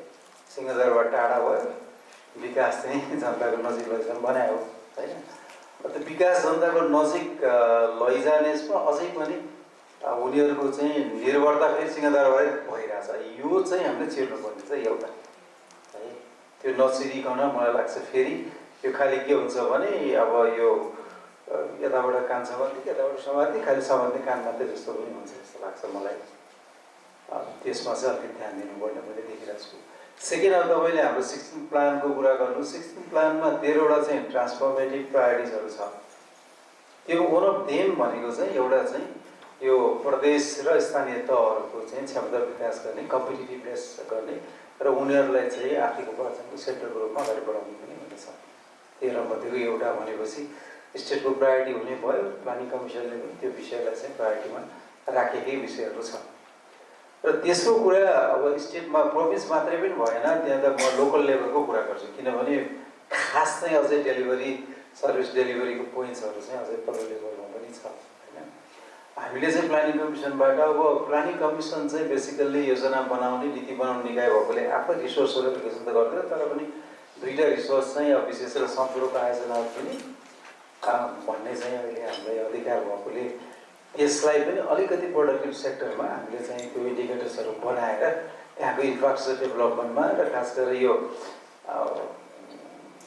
चाहिँ के अरे सम्पूरक चाहिँ इन्फ्रास्ट्रक्चर डेभलपमेन्टमा अनि विशेष चाहिँ अलिकति त्यहाँको शिक्षा स्वास्थ्य ह्युमन क्यापिटल डेभलप भन्नु पऱ्यो हामीले भन्दाखेरि त्यसरी चाहिँ दिने गरेको छ। र अर्को चाहिँ सहलगानीको पनि एउटा आइडिया चाहिँ ल्याएको थियौँ, तर सहलगानी चाहिँ कस्तो भयो भन्दाखेरि उही त्यो सम्पूरकको चाहिँ ओभरल्यापिङ जस्तो डुप्लिकेसन जस्तो भयो, त्यसको त्यति धेरै देखिएन। जति गर्दाखेरि पनि डिपेन्डेन्सी चाहिँ बढे जस्तो देखिरहेको छ। त्यसैले पनि अलिकति चाहिँ प्रोभिन्स इन्टर प्रोभिन्स चाहिँ प्रतिस्पर्धाको क्षमता बढाउनु पर्छ। र हामी यो मेसेज दिनलाई जस्तो अहिले नै पनि अहिले हाम्रो योजनाको टिम कर्णाली प्रदेशमा छ। र त्यहाँभित्रको सबै पालिकाहरूसँग हामीहरूले चाहिँ उहाँहरूसँग चाहिँ छलफल गरेर अन्तर्क्रिया गर्दैछौँ। र उहाँहरूलाई हामीले कम्तीमा उहाँहरूको डेटाहरू बनाउन सहयोग गऱ्यौँ। पहिला त पालिकाको प्रोफाइल छ, यो प्रोभिन्सको प्रोफाइल छ, यो त्यहाँ के हो त पोटेन्सियल, हामी प्रतिस्पर्धात्मक क्षमता विकास गर्ने, हामी तुलनात्मक लाभको क्षेत्रहरू चाहिँ पहिचान गर्ने भनिरहेछौँ भने भोलि कोही पोटेन्सियल इन्भेस्टर्स एफडिआई नै लिएर म चाहिँ हाइड्रोमा लगानी गर्छु भने हामीले कहाँ जाउँ भन्ने त होइन, अथवा भोलि कसैले म एसएमइजहरूमा लगानी गर्छु कहाँ जाउँ भन्ने होइन, म अलिक बिगर इन्फ्रास्ट्रक्चर लगानी गर्छु कहाँ जाउँ, त्यो हिसाबले त्यो प्रोफाइलहरू डेभलप गर्ने र उहाँहरूले पनि पिरियडिक प्लान्सहरू ल्याउने काम चाहिँ गरिराख्नु भएको छ। तर अझै पनि हामीले चाहिँ धेरै नै अब उहाँहरूलाई प्रतिस्पर्धी बनाउनु पर्ने, यो अलिकति चाहिँ अन्तर प्रदेश प्रतिस्पर्धा होस् भन्ने किसिमले पोलिसी गराउनु पर्ने देखिन्छ। जस्तो मैले यसपालिको बजेटमा तपाईँले हेर्नुभयो भने बजेट वक्तव्यमा 7वटै प्रदेशको कुन प्रदेशलाई कुन सेक्टरमा मोबिलाइज गर्ने भनेर हामीले क्लियरली एउटा इन्डिकेसन भनौँ न, तपाईँहरूको पोटेन्सियल यो छ है भन्ने हिसाबले चाहिँ त्यहाँ भनेको छ है। जस्तो एकछिनलाई कोशी प्रदेशलाई अन्नको भण्डार भन्ने कृषिमा अगाडि सारेको छ, मध्य प्रदेशमा इन्डस्ट्रिजहरू बाह्र प्रसाद थुप्रो ठाउँहरू छ, त्यो छ। अब गण्डकीमा त झन् गण्डकी त्रिभुज भनेर एकदमै एक्सलेन्ट नयाँ आइडिया हामीले भनौँ न ल्याएको छ। यस्तै किसिमको अथवा त्यहाँ टुरिज्मको पनि कुरा भयो होइन, लुम्बिनीमा चाहिँ एसएमइजहरूको लागि भनेको छौँ, कर्णालीमा हामीले चाहिँ यो हाई भ्यालु मेडिसिनल हब्सहरूको कुराहरू छ होइन, सुदूरपश्चिममा टुरिज्म लगायतको तिमीहरूको यहाँ छ भनेर अलिअलि हामीले चाहिँ गाइड गर्ने काम चाहिँ प्लानिङ कमिसनले अथवा नेपाल सरकारले त्यो पनि गरेको छ। त्यो पनि बेस्ड अन देयर पोटेन्सियल्स होइन, क्यापासिटीहरू त्यसरी गरिरहेको छौँ। तर अझै पनि हामीले खोजेको जस्तो ठ्याक्कै प्रदेशको चाहिँ प्रतिस्पर्धा र यो उहाँहरूले तुलनात्मक लाभको क्षेत्र पहिचान गरेर अगाडि बढाउनुलाई अझै मेहनत गर्नुपर्ने चाहिँ मैले देख्छु। र त्यसमा चाहिँ हामीले मैले भनिहालेँ, अब धेरै रिपिटिसन गर्नुभन्दा पनि one of the pillars out of the 13 pillars चाहिँ प्रोभिन्सेसहरूको क्यापेसिटी डेभलप गर्ने र उनीहरूलाई इकोनोमिक सेन्टरको रूपमा विकास गर्ने भन्ने नै छ। त्यो अनुसार चाहिँ हामीले सेन्ट्रल लेभलबाट गर्ने पोलिसी प्लानिङमा उहाँहरूलाई सपोर्ट पनि गर्ने र हाम्रै सोह्र योजना पनि हामीले तल धेरै कन्सल्टेटिभ सबैतिर सबै प्रोभिन्सहरूमा र अलमोस्ट अरू बिजनेस सेन्टरमा पनि पुगेर त्यो बटम अप एप्रोचमा चाहिँ योजना बनाएको छ। त्यसले गर्दाखेरि पनि मलाई लाग्छ अब गोइङ फरवर्ड चाहिँ अलिकति तिनीहरूले अलिकति त्यसको डेलिभरी पनि इम्प्रुभ हुन्छ होला र प्रतिस्पर्धात्मक क्षमता पनि बढ्छ होला भन्ने मलाई चाहिँ आशा छ। धन्यवाद सर। यो सरले अन्तर प्रदेश प्रतिस्पर्धा भन्दै गर्दाखेरि चाहिँ यो कुनै पनि प्रदेशले आफ्नो प्रतिस्पर्धात्मकता बढाउनलाई फेरि अन्तर प्रदेश समन्वयले पनि अलिकति उनीहरू बिचमा हुने यो मूल्य जुन भ्यालु चेन भन्छौँ हामीले मूल्य श्रृङ्खला इस्टाब्लिस गर्न पनि सकिन्छ, जसले गर्दाखेरि ती दुवै प्रदेश को एक्जिस्टेन्स भएर को ग्रोथ होइन सम ग्रोथमा जान सक्छन्। त्यस्तै नकुल सरले भर्खर एउटा काम गर्नुभएको थियो यो अन्तर प्रदेश समन्वयमा। सर यो अन्तर प्रदेश समन्वय गर्दाखेरि जस्तो हुन्छ नि, तपाईँको आफ्नो अनुभव अनुसार यो प्रदेशहरूको समन्वयात्मक क्रियाकलापले गर्दाखेरि चाहिँ उनीहरूको प्रतिस्पर्धात्मकतामा कसरी सुधार हुन सक्ला होइन, यो कस्ता कस्ता क्षेत्रहरू तपाईँले भेट्नु भएको छ जहाँ चाहिँ अन्तर प्रदेश समन्वय हुँदाखेरि चाहिँ उनीहरू आफू नै को ग्रोथ गर्न सक्छन्?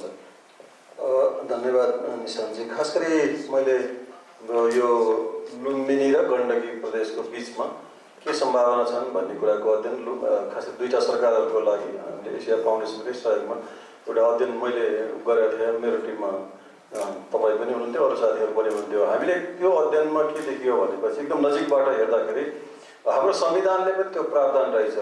अहिले प्रदेश अघि मधु सरले भने जस्तै प्रदेशहरूले पनि आफ्नो प्रतिस्पर्धा खोज्न लागे, अवसरहरू खोज्न लागे। किनभने जम्मै समानीकरण हाम्रो जो माथिको अनुदानहरूको भरमा मात्रै पर्दा हामी चल्दैनौँ है भन्ने खालको केही रियलाइजेसन भएको छ। अब आफ्नो लुम्बिनीमा बसेर हेरेकोले त्यसको एउटा ज्वलन्त सफल उदाहरणै भन्छु म। अब यो पछि कार्यक्रममा कति जाला सबैभन्दा भर्खर 60 वर्ष भएले सकारात्मकबाटै सोचौँ भन्छु मैले। र लुम्बिनी प्रदेश सरकारले आफ्नो अगुवाईमा खास गरी गण्डकी र लुम्बिनी प्रदेशको बिचमा के सम्भावना छन् भनेर मुख्य हामीले गरेको अध्ययनमा 7-8 वटा महत्त्वपूर्ण क्षेत्रहरू छन्। सबभन्दा ठुलो अन्तर्प्रदेश समन्वयको हाम्रो संविधानले 233ले दफाले स्पष्ट रूपमा लेखेको छ। त्यहाँ हामीले दुईटा प्रदेश मिलेर गर्न सक्ने सम्भावनाहरूको कुराहरू र आर्थिक र सुशासन दुवै क्षेत्रको इभन पूर्वाधारको कुराहरू। त्यसमध्येमा 6-7 लिस्ट त लामो आउँदो रहेछ, त्यहाँ पनि सोपिङ लिस्ट जस्तै। तर त्यसलाई जोड्दाखेरि खास गरी हामीले 16औं आर्थिक योजना र दुईटै प्रदेशले अहिले भर्खरै दोस्रो आर्थिक योजना बनाएको छ। लुम्बिनी त भर्खर अस्ति विकास परिषदबाट पास मात्रै गरेको छ। पर्यटनको क्षेत्र छ, सबभन्दा दुईटै क्षेत्रको भाइबिलिटी, कृषि र कृषि प्रशोधनको कुराहरू भयो, व्यापारको कुरा, जलविद्युतको कुरा। र जलविद्युतमा पनि खास गरी गण्डकीमा बढी सम्भावना छ भने लुम्बिनीमा कम छ। त्यसै गरी यो शिक्षाको छ। पाल्पा चाहिँ हाम्रो हिस्टोरिकली हब रहेछ, त्यो पहिल्यैदेखि। त्यसलाई हामीले डाइल्युट गरेर तल बुटोल र पोखरा त ल्यायौँ, तर अझै पनि त्यो पाल्पाको एउटा चाहिँ इन्ट्रेस्टिङ चाहिँ तपाईँको पुरानो हिस्टोरिकल यहाँ अधिकांश त्यहाँ पहिलाका हाम्रो राष्ट्रिय स्तरको उहरू पाल्पाको हुन्छ। अब त्यसै गरी यो उद्योग उत्पादन र उद्योगको कुराहरू भयो। त्यसपछि हामीले यो म्यानुफ्याक्चरिङ खास गरी खनिज पदार्थहरूको कुराहरूमा छ। अब त्यसमा पनि हेऱ्यो भने खास गरी यो काली गण्डकी करिडोर जुन तयार भएपछि यसको नर्थ साउथ लिङ्क चाहिँ एकदम ठुलो भाइबिलिटी दुईटा प्रदेशको बिचमा देखिँदो रहेछ। र अब काली गण्डकी करिडोरमा मैले धेरै ठाउँमा अध्ययन गर्दाखेरि सोधेँ, तपाईँहरू के पठाउनुहुन्छ? इन्डिया पठाउने कुरामा त सबैले केही न केही भन्नुहुन्छ, हामी फलफुल पठाउँछौँ, के अरे यहाँको जडीबुटी शालिग्राम यस्तो कुराहरू भन्नुहुन्छ, धान चामलको कुराहरू गर्नुहुन्छ। तर चाइना के पठाउनुहुन्छ कसैले केही पनि भन्न सक्यो। एउटा सानो बागलुङमा एउटा टिमले अध्ययनको बेलामा हामी के अरे राँगाको मासु पठाउने भन्नुभयो, त्यो पनि लाइटली। हुनाले हामीले यो लेभलमा मैले यहाँ कुरा गर्दाखेरि प्रदेशले सम्भावना खोजेका छन् र त्यो सम्भावनामा कसरी हाम्रो यस्ता ठुला प्रायोरिटीका प्रोजेक्टहरूमा अन्तर प्रदेशको सम्भावनाहरू जोडिन्छन् भन्ने कुरा हो। र त्यस्तो कुराहरूमा हामीले राष्ट्रिय स्तरबाट कसरी प्रायोरिटाइज गर्ने भन्ने कुरा। अघि मधु सरले जोडेको कुरा जोड्न मलाई मन लाग्यो के हो भने यो त्रिभुजको कुरामा त्यहाँ गण्डकीले अलिअलि सुन्दो रहेछ, लुम्बिनीलाई थाहा पनि रहेछ, राष्ट्रिय हाम्रो योजना राखेको। तर यसपालि दुईटै मुख्यमन्त्रीज्यूहरूले बकाइदा एमओयूमा साइन गर्नुभएको छ कि उहाँले के भन्नुभयो भने त्यसलाई हामीले चाहिँ यो के अरे त्रिभुजलाई खास गरी पोखरा, बुटोल र यो हाम्रो के भन्छ चितवनको हाम्रो सौरा पनि भन्न सकेला, चितवनको पर्यटनको हिसाबले तिनटै हब छ, त्यसको एउटा ठुलो सम्भावना रहेछ। त्यो एउटा भयो। अर्को अहिले कनेक्टिभिटीको कुरा हो, खास गरी एयर कनेक्टिभिटी र रोड कनेक्टिभिटी दुईटैको कुरा छ।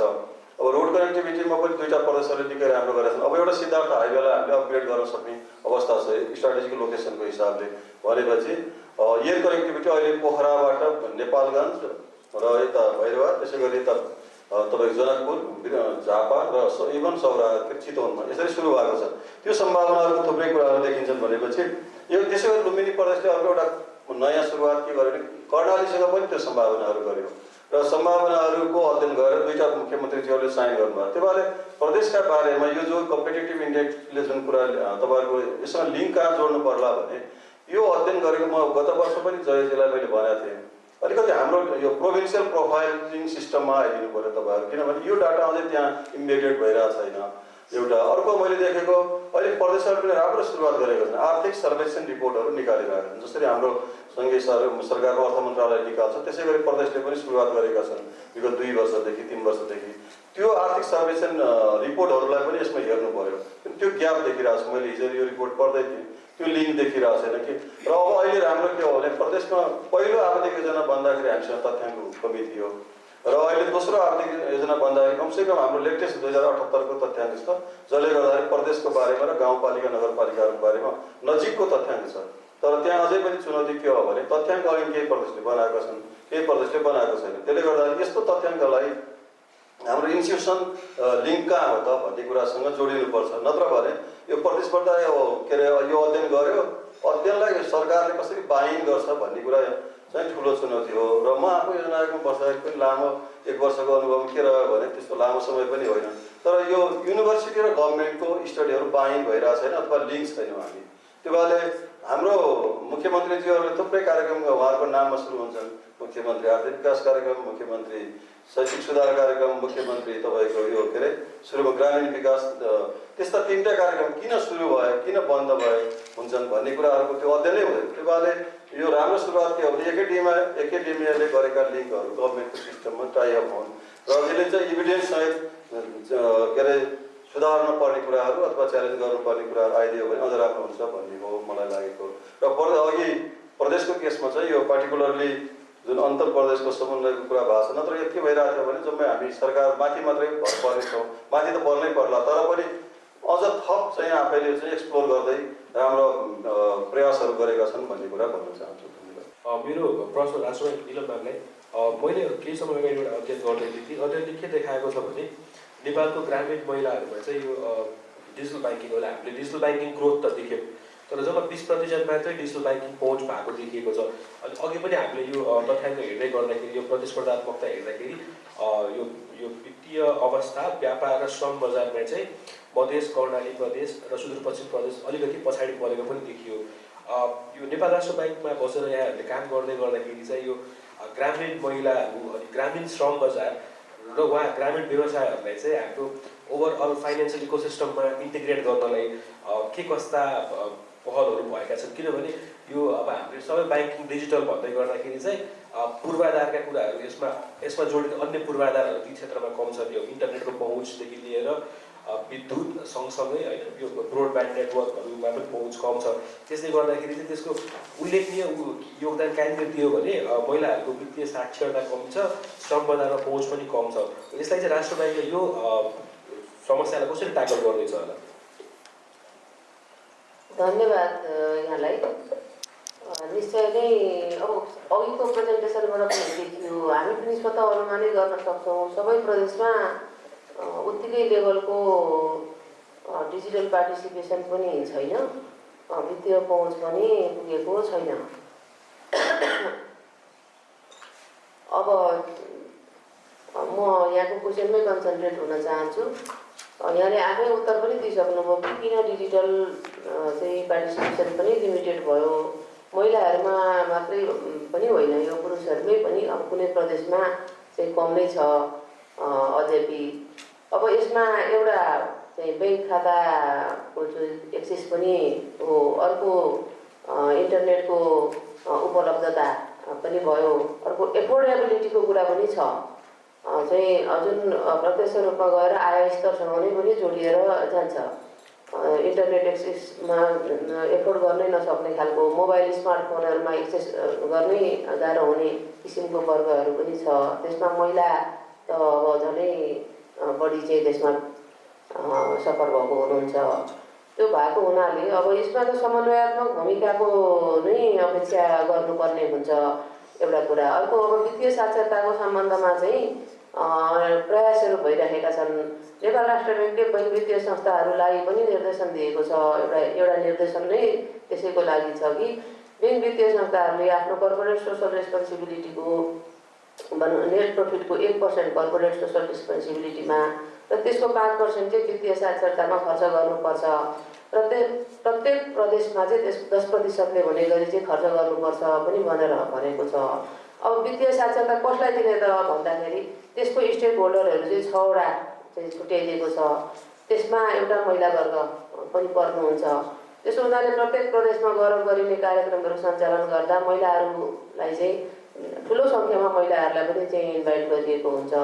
अब अरू स्टेक होल्डरहरू भनेको विद्यार्थी, रेमिट्यान्स प्राप्त गर्ने चाहिँ घर परिवार, किसान, यस्तो खालको चाहिँ स्टेक होल्डरहरू चाहिँ त्यहाँ चाहिँ राखिएको छ। अब प्रयासहरू अब ग्रेजुअली नै हुने हुन्। निश्चय नै अब हामीले भविष्यमा चाहिँ यो बढ्दै जानेछ भन्ने अपेक्षा गर्ने हो। अब कोभिडको कालदेखि चाहिँ यो उल्लेखनीय रूपमा बढेर गएको छ। अब त्यो इन्टरनेट एफोर्डेबिलिटी, आय स्तरमा वृद्धि, अघि भनेका जुन चाहिँ ड्रब्याक्सहरू हुन् यिनीहरूमा सुधार हुँदै गएपछि अब यसमा पनि उल्लेखनीय रूपमा चाहिँ विस्तार हुन्छ भन्नलाई सकिन्छ। राष्ट्र ब्याङ्कले आफ्नो तर्फबाट गर्न सक्ने र चाहिँ गर्न मिल्ने प्रयासहरू चाहिँ गरिरहेको छ। अब यसमा अरू स्टेक होल्डरहरूको पनि समन्वयकारी भूमिका चाहिँ हुनु पर्यो भन्ने मलाई लाग्छ। राष्ट्र ब्याङ्कले ठ्याक्कै चाहिँ के गर्दैछ त्यो भनिदिनु पनि सक्नुहुन्छ? मैले त्यो पनि भनिसकेँ यहाँलाई, वित्तीय साक्षरताका कार्यक्रमहरू चलाइरहेको छ। अघि मैले भने ब्याङ्क वित्तीय संस्थाका शाखाहरूको कुरा, एक्सेसको कुरा, तिनीहरूले प्रत्यक्ष अप्रत्यक्ष रूपमा रोल खेलिरहेको छ नि त। ब्याङ्क एकाउन्ट खोल्नुपर्छ भन्ने होइन, डिजिटल ब्याङ्किङमा भएको प्रवर्धन, क्युआरका व्यवस्थाहरूले गर्दाखेरि अब अनिवार्य रूपमा खाता खोल्नुपर्ने भयो। एक्सेस त्यसै बढेर गयो, महिला होस् या पुरुष, त्यसमा त कुनै पनि बन्देज छैन होइन। अब आय स्तर बढाउन चाहिँ अब इकोनोमिक एक्टिभिटीहरू चाहिँ फ्लोरिस हुने खालको क्रियाकलापहरू ल्याउनु पर्यो। त्यसमा मैले समन्वयकारी भूमिकाको अपेक्षा गर्छु भनेर भने होइन। राष्ट्र ब्याङ्कले गरेका प्रयासहरू चाहिँ यिनै हुन्। धन्यवाद। धन्यवाद। भन्नु सर, यसमा अब नकुल सरले पनि भन्छ अन्तर्प्रदेश समन्वयको कुरा, हामीले पनि अरू धेरै समन्वयकारी सङ्घ संस्थाहरू पनि आउने भन्दा राष्ट्रिय योजना आएको छ। अब नेपालमा केन्द्रमै बसेर सबैसँग समन्वय गर्ने होइन। यसमा चाहिँ अब यो अन्तर्प्रदेश समन्वय एउटा र यो अरू चाहिँ आर्थिक विकास र यो प्रतिस्पर्धात्मकतालाई फेसिलिटेट गर्ने अरू स्टेक होल्डर्सहरूलाई हरूसँगको समन्वयलाई संस्थागत गरेर त्यसलाई नीतिगत रूपमा नै अलिकति इस्टाब्लिस गर्न चाहिँ राष्ट्रिय योजना आयोगले अथवा हाम्रो केन्द्र सरकारले, सङ्घ सरकारले चाहिँ के गर्नु पर्ला, के गर्यो भने चाहिँ त्यो कुरालाई हामीले चाहिँ अब नीतिहरूमा ट्रान्सलेट गर्न सकिएला सर? हस्, धन्यवाद। अब यस्तो छ तपाईँको, एक त मैले अघि पनि भने अलिकति हामी चाहिँ एकदमै अर्ली स्टेजमा भएकोले चाहिँ अहिले बढी चाहिँ अब यो भर्खर चाहिँ त्यो इन्स्टिट्युसन बिल्डिङको प्रोसेसमा मात्रै छौँ जस्तो लाग्छ कि। पहिला क्षमता त बनाउनु पऱ्यो नि, संस्थाहरू त बनाउनु पऱ्यो। त्यो कारणले गर्दा पनि सोचे जस्तो चाहिँ भइसकेको छैन, नम्बर 1 है। त्यो कारणले पनि के भने त्यो डिपेन्डेन्सी माथि नै हेर्ने, केन्द्रै हेर्ने, सिंहदरबार आउने, अनि अब यसो हेर्दाखेरि मुख्यमन्त्रीहरू पनि सकेसम्म काठमाडौँ नै आउने, हामीले पनि बोलाइरहने। अन्त प्रदेशमा नीति आयोग पनि भन्ने पनि छ। अनि यसो कहिलेकाहीँ हेर्छु म उपाध्यक्षजीहरू प्रायः त्यतिर भेटिरहेको हुन्छ विभिन्न कार्यक्रम, हामीले बोलाउँछौँ, अर्कोले बोलाउँछ, अर्को त्यो छ। तर मलाई चाहिँ इन एन इभल्भिङ प्रोसेस होइन। त्यो कारणले उहाँहरूले अघि जस्तो हाम्रो डाक्टर नकुलले भन्नुभयो, मलाई खुसी पनि लाग्यो। उहाँहरूले कम्तीमा प्रोफाइल बनाउनु भएको छ अनि आफ्नो पिरियडिक प्लान्सहरू बनाउनु भएको छ र त्यहाँको पोटेन्सियल के हो भनेर खोज्न थाल्नु भएको छ। जस्तो के अरे गण्डकीको र लुम्बिनीको जुन कुराहरू उहाँले गर्नुभयो, कोलाबोरेसनको कुरा, यो चाहिँ एउटा ट्रायङ्गल त वास्तवमै पोटेन्सियल रहेछ। त्यो हुन त हामीले बजेटमा लेखेका हुन्, तर उहाँहरूलाई पनि त्यो रियलाइजेसन भयो र उहाँहरूले आफ्नो चाहिँ बिट्विन 2 प्रोभिन्सेस जुन खालको एउटा एमओयू गर्नुभएको छ, that is one of the points होइन। त्यो एरियालाई बिल्डअप गर्ने भन्ने त्यो हिसाबले चाहिँ रियलाइजेसन भएको छ, तर अलिकति स्लो मुभिङ चाहिँ देख्छु मैले होइन। र सेकेन्ड चाहिँ कस्तो भइरहेछ भने अब यो प्राइभेट सेक्टरलाई अलिकति कन्ड्युसिभ इन्भाइरोमेन्ट दिएर त्यहाँ एट्र्याक्सन गराउने भन्दा पनि सेन्टरबाटै बढी ल्याउने हो कि भन्ने खालको पनि अझै त्यो धङ्गकीबाट चाहिँ हामी टाढा गइसकेका छैनौँ होइन। खासमा हुनुपर्ने के हो भने हामीले चाहिँ जस्तो हामी पढ्छौँ नि इन्डियातिर, अब आइटीमा चाहिँ हैदराबादमा उहाँ चाहिँ किन गयो भन्दाखेरि त्यहाँको के अरे बेङ्गलोरमा फलाना चाहिँ मुख्यमन्त्रीले यति दियो भन्छ है। ल कलकत्तामा चाहिँ कुन टोयोटाको बस्नु लाग्थ्यो नि, त्यहाँको मुख्यमन्त्रीले दिएन, अर्को प्रोभिन्समा गयो त्यहाँ यति दियो भन्छ। हो त्यो खोज्या हो क्या अहिले हामीले खोजेर चाहिँ त्यो हो। तर फेरि उहाँलाई भन्दा पनि कस्तो भने त्यो दिन पनि उहाँसँग कति छ त्यो पनि हामी ठाउँमा छ। फेरि उहाँलाई चाहिँ हामी सङ्घीयता हाम्रो चाहिँ अलि हुन त कोअपरेटिभ फेडरलिजम हो होइन, तिनीहरूकै तहको चाहिँ एउटा कम्प्लिमेन्टारिटीमा चाहिँ हामीले देशलाई चाहिँ आर्थिक समुन्नति हासिल गर्ने भन्ने हो। तर पनि स्टिल जे छ त्यसैमा पनि अझै हाम्रो बिचको प्रतिस्पर्धा चाहिँ हामीले त्यो प्रतिस्पर्धात्मक क्षमता चाहिँ विकास गर्न अझै त्यो होस् न। प्रतिस्पर्धा मैले यो दिन्छु तिमी आऊ, अर्कोले यो दिन्छु तिमी आऊ होइन भन्ने सक्ने त्यो क्षमतामा चाहिँ उहाँहरूलाई पुर्याउनु पर्ने छ। र चौथो कुरा चाहिँ एउटा कस्तो छ भने अब अलिकति हामीले हाम्रो इकोनोमीको नेचर पनि हेर्नुपर्ने भयो, हाम्रो मार्केट पनि हेर्नुपर्ने भयो। त्यो कारणले गर्दाखेरि मलाई त के लाग्छ भने हाम्रो प्रोभिन्सहरूलाई मेरो चाहिँ अनुरोध पनि के हो भने प्रोभिन्समा एभाइलेबल र मेटेरियल बेस्ड इन्डस्ट्रीहरू अथवा त्यो बेसको तपाईँले माइक्रो खालको एसएमइज अब के छ त्यहाँको, अथवा हाई भ्यालु लो भोल्युम खालको अलिकति चाहिँ त्यहीँको स्पेसल कुरा चाहिँ खोज्नुपर्ने देख्छु मैले। नत्र भने एक त पहिला अब इन्डिया चाइना छोडेर एफडिआई आउने भन्ने कुरा, फेरि त्यसमा नेपालै एकदमै कम भनौँ न साउथ एसियामा आउने पनि जम्मा 0.04% मात्रै नेपालमा आउँछ। एक त त्यहीँभित्र कम छ। त्यसपछि पनि यहाँ देखिहाल्यो बागमती सधैँ throughout all those 5 years Bagmati has been number 1 होइन। अलिअलि प्रोभिन्सको बायसनेस पनि रहेछ, त्यो हामीले कन्फिडेन्स बिल्डअप गर्न पनि नसकेको होला। फेरि अन्त पनि जाऊ म दिन्छु भन्न नसकेको त होला नि, सबै बागमतीमा केन्द्रित भएको। नत्र त यहाँ त क्राउडेड हुनुपर्ने हो नि त होइन। ट्राफिक जाम भइसक्यो त मान्छेले यसो रिङ रोडतिरको साइडको बाटो खोज्नु पर्ने हो नि त होइन। त्यो अलिकति त्यो चाहिँ हामीले अझै दिन सकिरहेको छौँ। र पाँचौँ मैले एकचोटि कहिलेकाहीँ भन्ने पनि गर्छु कि जस्तो हाम्रो अहिले बोर्डर एरियामा यहाँ जानुभयो भने अनि त्यहाँनिर अलिअलि बोर्डर एरियामा अहिले धेरै चाहिँ यो म्यारिज भेन्यू भइरहेछ कि है। हाम्रो बोर्डर एरियाको भारतीय पक्षहरूले त्यहाँनिर आएर चाहिँ पार्टी प्यालेसहरू त्यहाँ बहुत राम्रो चाहिँ प्रगति भइरहेको देख्छु मैले। लुक एट के छ पोटेन्सियल भने कि मैले होइन, त्यो हो भने त्यसलाई इन्सेन्टिभाइज गर्नुपर्ने होला। अथवा आँखा अस्पतालहरू एकदमै राम्रो मैले देखिरहेको छु होइन। हाम्रो बोर्डर एरियाबाट वास्तवमा यतातिर चाहिँ आँखाको उपचार गर्न आउनुहुन्छ, त्यो होला। अथवा भोलि अब हुन त अहिले एजुकेसनको धेरै आइरहेको छ होइन। तर अब हाम्रो चाहिँ क्लाइमेटले गर्दाखेरि हामीले अलिकति चाहिँ अलि पहाडी इलाकाहरूमा चाहिँ त्यो खालको अलिकति अलि राम्रो कम्पिटिटिभ चाहिँ युनिभर्सिटिजहरू बनाइदिन, स्कुल क्याम्पसहरू बनाउन सक्ने हो भने होइन, त्यसले चाहिँ अझै चाहिँ हामीलाई गला ह्युज पोटेन्सियल छ, ह्युज पोटेन्सियल छ। तर अझै पनि हामी के हो भने बियोन्ड त्यो थिङ्किङ चाहिँ बियोन्ड द बक्स सिंहदरबार हेर्ने काम चाहिँ बन्द गरेर म जिरोमा छु, मैले आफै बिल्डअप गर्नुपर्छ, मेरो के छ त भन्यो भने मलाई लाग्छ अझै धेरै यो चाहिँ प्रतिस्पर्धात्मक क्षमता पनि बिल्डअप हुन्छ।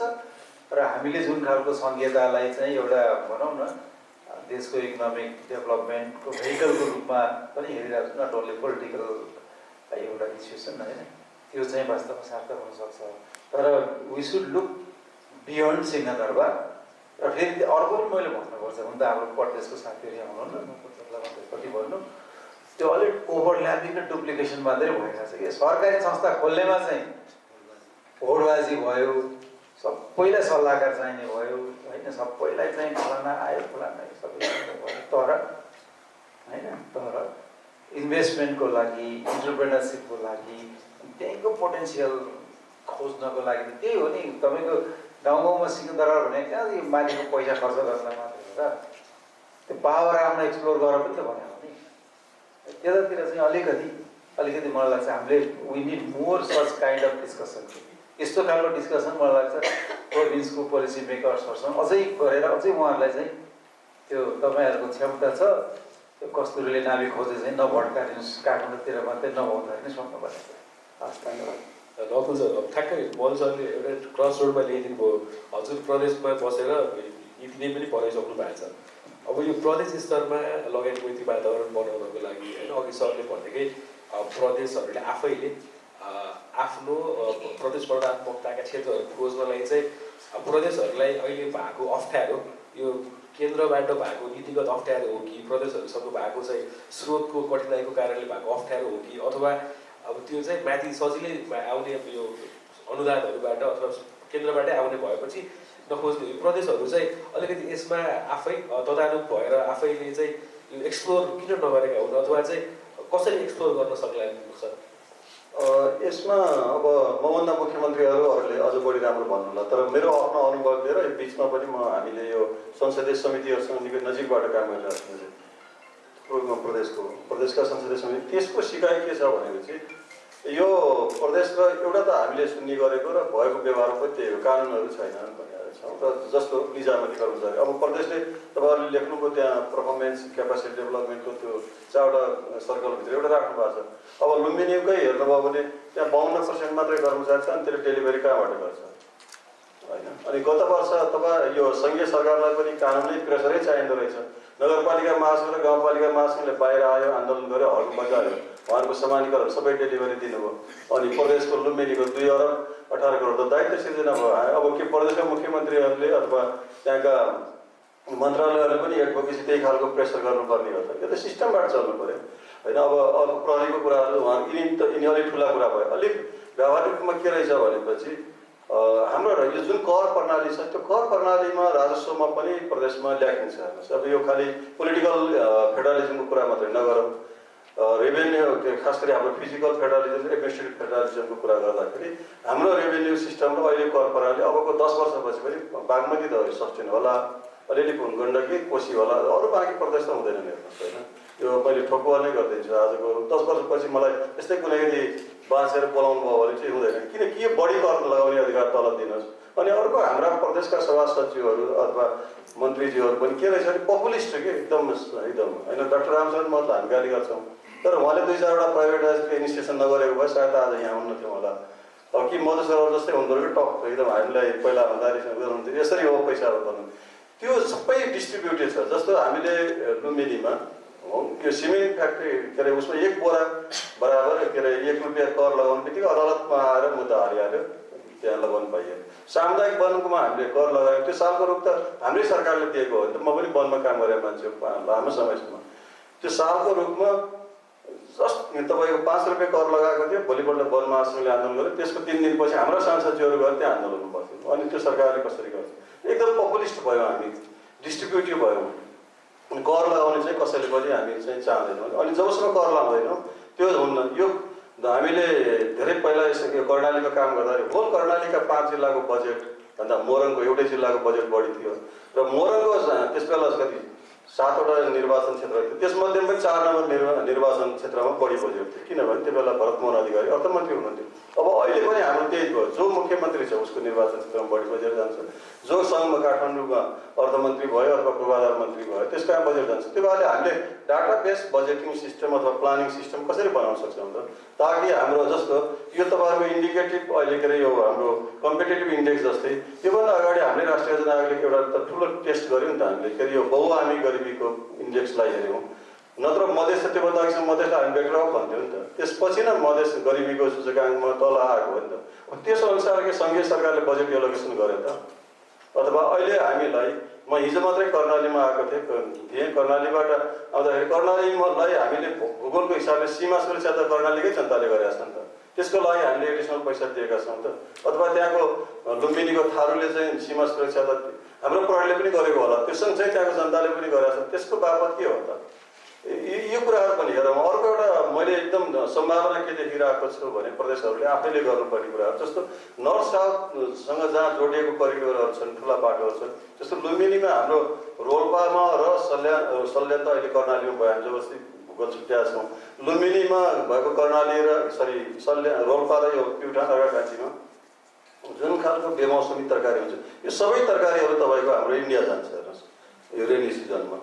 अब अनि हामीले त्यस्तो खालको कुराहरूलाई अब प्रमोसन गर्नुपर्ने छ। जस्तो रूपन्देहीमा घाँस के अरे गाई गोरु उयोहरू डेरी उद्योगहरू खुलेको छ, घाँसहरू हामीले यो माथिबाट ल्याउन सक्छौँ सेजहरू बनाएर। यस्तो खालको कुराहरूमा अलिकति सोधेर करको प्रणालीमा सुधार गर्ने भन्ने देखिन्छ। अब अर्को कुरा रह्यो कर्मचारी साथीहरूलाई कसरी यो कन्फिडेन्समा लिएर काम गर्ने भन्ने पनि जरुरी देखियो। पोलिटिसियनहरू हामीलाई कोअपरेट गरेन भन्नुहुन्छ, उहाँहरू हामीलाई चाहिँ दुःख भयो पोलिटिसियनले हाम्रो कुरा सुनेन भन्नुहुन्छ। अब फेरि यो संहिताको बिचको यो कन्फिडेन्स चाहिँ दुइटैको बिचको कसरी आउने हो भन्ने कुरा चाहिँ एकदमै जरुरी जस्तो लाग्छ। अब रह्यो कुरा अर्को यो प्रदेशले यहाँ काठमाडौँ आउनै पर्ने कुरा के भयो भने जस्तो हामी प्रदेशकाले पनि गत वर्षमा आफै हुँदाखेरि विशेष अनुदानको एउटा उदाहरण दिन्छु। हाम्रो लुम्बिनी न्युट्रिसनमा कमजोर थियो, हामीले स्पेसल ग्रान्ट त्यसमा माग्यौँ, सुन्दर रहेछ राष्ट्रिय योजना आयोगले अथवा हाम्रो अर्थ मन्त्रालय, त्यसमा त 21 करोड एडिसनल पैसा दिनुभयो उहाँहरूले। पैसा ठुलो होला नहोला तर त्यो न्युट्रिसनकै लागि फोकस गर्यो। अनि राप्ती गाउँपालिकामा फोहोर व्यवस्थापनको लागि पहिला प्रदेश राजधानी गयो, त्यहाँ फोहोरको त सङ्ख्या बढ्यो, त्यो गर्दा फोहोर व्यवस्थापनको लागि विशेष ग्रान्टहरू गएको छ। तर हाम्रो पनि प्रायोरिटाइजेसन के छ, त्यो बाटोको माइन्डसेटबाट हामी अथवा पूर्वाधारको माइन्डसेटबाट प्रदेश सरकारहरू पनि माथि उठेका छैनन्। अहिले कनेक्टिभिटी ठुलो कुरा हो, त्यस सँगसँगै मानवीय विकास कुराहरूमा कसरी हामी जान्छौँ भन्ने कुरा चाहिँ महत्त्वपूर्ण छ। एउटा सानो कुरा थप्न मन लाग्यो मलाई, त्यो योगी आदित्यनाथजीले हामीलाई विषयको एक दिन भन्दै हुन्थ्यो, यो इन्डियामा गएको बेला भेट्यौँ अहिले हामी खासै कोइलावास बोर्डरको हाम्रो आफ्नै अफसरहरू छ, त्यो खोलाउन त त्यसलाई भन्ने हिसाबले जाँदाखेरि उहाँले के भन्नुभयो भने पहिला हाम्रो यो उत्तर प्रदेशको मान्छेहरू र बिहारको मान्छे सबै हामी कहाँ चाहिँ यो भैरवा सुनौली नेपालगञ्जमा के अरे उ गर्न आउँथ्यो, सपिङ गर्न आउँथ्यो अर्थतन्त्रको कुराहरू। अहिले चाहिँ ठ्याक्क रिभर्स भयो, उत्तर लखनऊमा जानुभयो ठुल्ठुलो सपिङ मल छ, सबै उता जान्छ हाम्रो यहाँको मान्छेहरू। इभन अब रुपैडियाको बजार जानु त्यहाँबाट किन बाटो 6 लाइनको बाटो बनाउँदा 2 घन्टामा लखनऊ पुग्दो रहेछ मान्छेहरू। हो त्यो खालको छ। तर यो हाम्रोतिर सम्भावना पनि फेरि धेरै छ। लस भेगासै बनाएको हुन्छ क्या हाम्रो नेताहरूले पनि आँट नगर्ने हेर्नुहोस्। त्यो खास गरी क्यासिनो ऐन बनाउनलाई त प्रदेश सरकारलाई पनि छुट छ नि त, त्यो साझा अनुसूचीमा 9 मा राखिएको छ। अनि हामी चाहिँ कोही पनि प्रदेश सरकारले आजकल क्यासिनो ऐन बनाएको छैन। सबैको गुनासो के छैन, पुलिस ऐन दिएन, हामीलाई प्रहरी दिएन भन्नुहुन्छ त माथि चाहिँ। त्यो भएर क्यासिनो ऐन मात्रै बनाउनु बित्तिकै प्रदेशले आफूले क्यासिनोको ल बनाउनु। अहिले तपाईँ हेर्नुहोस् त्यो हाम्रो बोर्डरका अलमोस्ट तपाईँको राम्रा होटल 4 स्टारसम्मका होटलहरूमा क्यासिनो खेल्न आउनेहरू छन्। अब त्यसमा अर्को कानुन पनि अब यहाँनिर अब सङ्घीय सरकार यहाँ हाम्रो दिपेन्द्र सर मधुस थुप्रै साथीहरू पोलिसी मेकरहरू हुन्छ। हजुरले एउटा दुईवटा कुरा पनि हेर, हाम्रो इन्डियन उहाँहरू आउँदा 25,000 रुपियाँभन्दा बढी भारू लिएर आउनु सक्दैन इकोनोमिकको हिसाबले पनि। अब त्यो कुरालाई कसरी हामीले चाहिँ सहजीकरण गर्न सक्छौँ, कन्ट्रोल गरौँ। उनीहरूको के अरे शान्ति सुरक्षाको कुरा होला, त्यसलाई ठिक छ, त्यसलाई पनि हामी ध्यान दिउँ। तर हाम्रो बिजनेस प्रमोट गर्ने कुरामा त हामी पनि तरिकै चलाएको हुनु पऱ्यो नि त। स्टेटले पनि सहजीकरण चाहिँ गर्नुपर्ने हो कि भन्ने कुरा चाहिँ मलाई लाग्छ। धन्यवाद नकुल सर। मेरो अर्को अब हामी यो अन्तिम राउन्डको प्रश्नहरूमा छौँ। यसपछि चाहिँ हाम्रो अडियन्ससँग पनि केही प्रश्नहरू छ भने यहाँहरू आफ्नो प्रश्न तयार गर्नु होला। मेरो प्रश्न निलम म्याडमलाई अर्को चाहिँ हाम्रो अध्ययन यो किताब आज लन्च भएको किताबको एउटा ठुलो च्याप्टर चाहिँ नेपालको यो अति कम विकसित मुलुकबाट विकासशील राष्ट्रमा स्तरोन्नति हुँदै गर्दाका चुनौतीहरू यसले विषयमा छ। यसले यो चुनौतीले अवश्य पनि हाम्रो प्रतिस्पर्धात्मकतामा त असर पारेर देखिएको छ। ओभरअल ट्रेड कम्पिटिटिभनेस 4.2 जस्तो लाग्छ होइन सर हाम्रो त्यो इम्प्याक्ट। तर अब यस सँगसँगै नेपाल राष्ट्र ब्याङ्क चाहिँ नेपाल सरकारको मौद्रिक सल्लाहकार पनि भएको भएर नेपाल राष्ट्र ब्याङ्कले सरकारलाई चाहिँ के कस्ता क्षेत्रहरूमा यो हामी विकासशील मुलुक हुँदै गर्दाखेरि चाहिँ वित्तीय पहुँच, वित्तीय सुधारमा चाहिँ कस्ता सुझावहरू दिएको छ, दिनुपर्ने हो, यसलाई चाहिँ राष्ट्र ब्याङ्कको तर्फबाट चाहिँ कसरी हेरेको छ म्याम? यो वित्तीय क्षेत्र भन्दा नि तपाईँलाई वित्तीय क्षेत्र भन्दा पनि अलिक व्यापक कुरा हो यो होइन।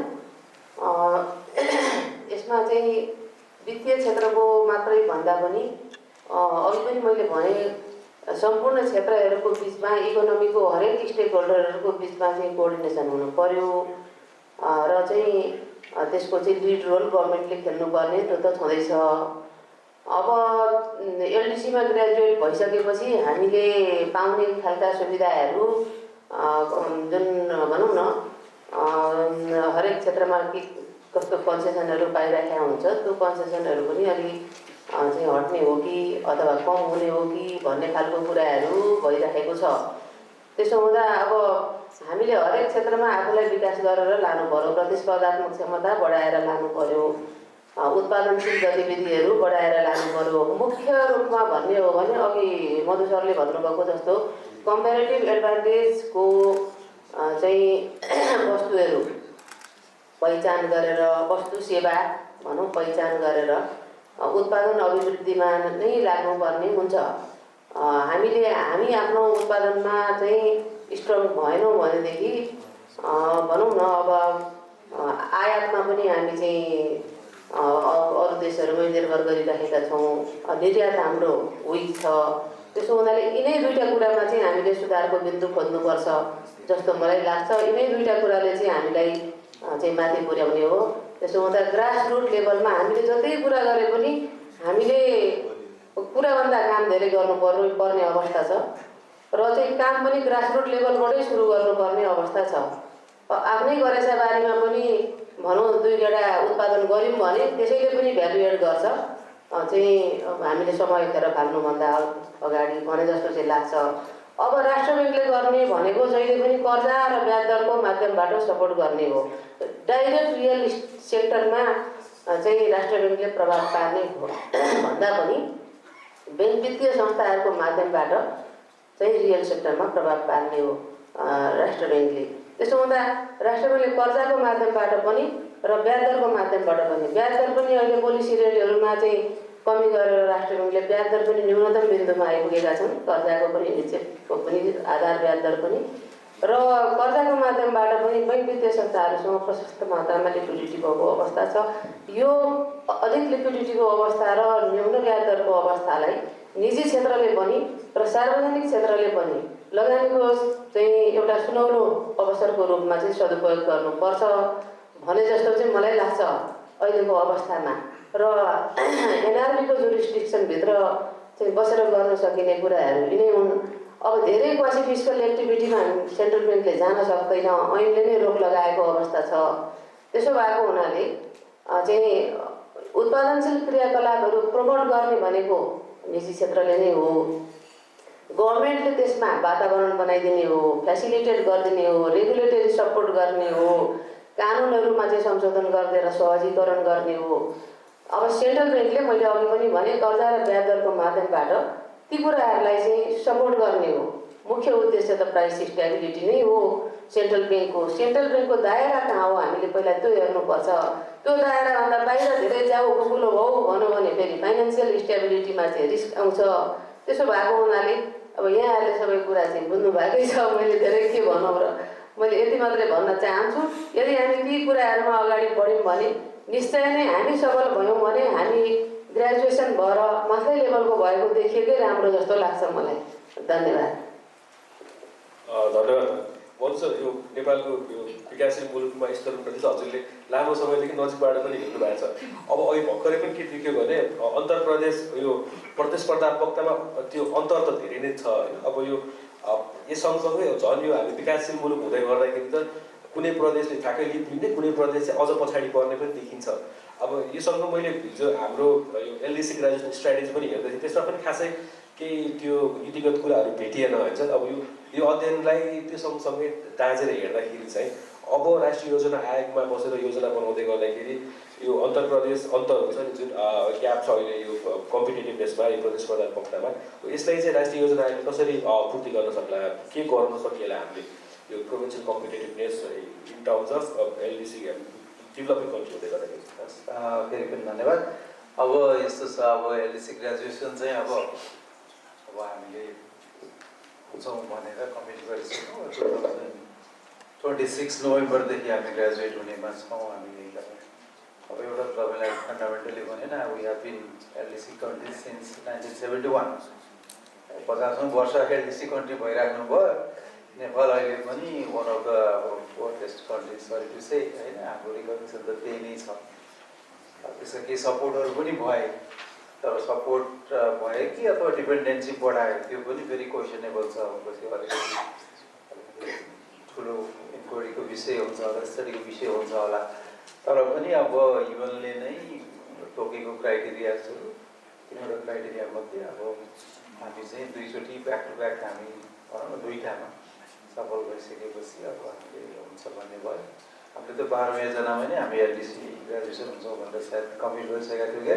त्यसपछि भूकम्प गयो अनि फेरि पछि अब कोभिड पनि आयो। अहिले 5 वर्षको ग्रेस पिरियड पाएको कारणले हामी 26मा गर्दैछौँ। एउटा त्यो कुरा।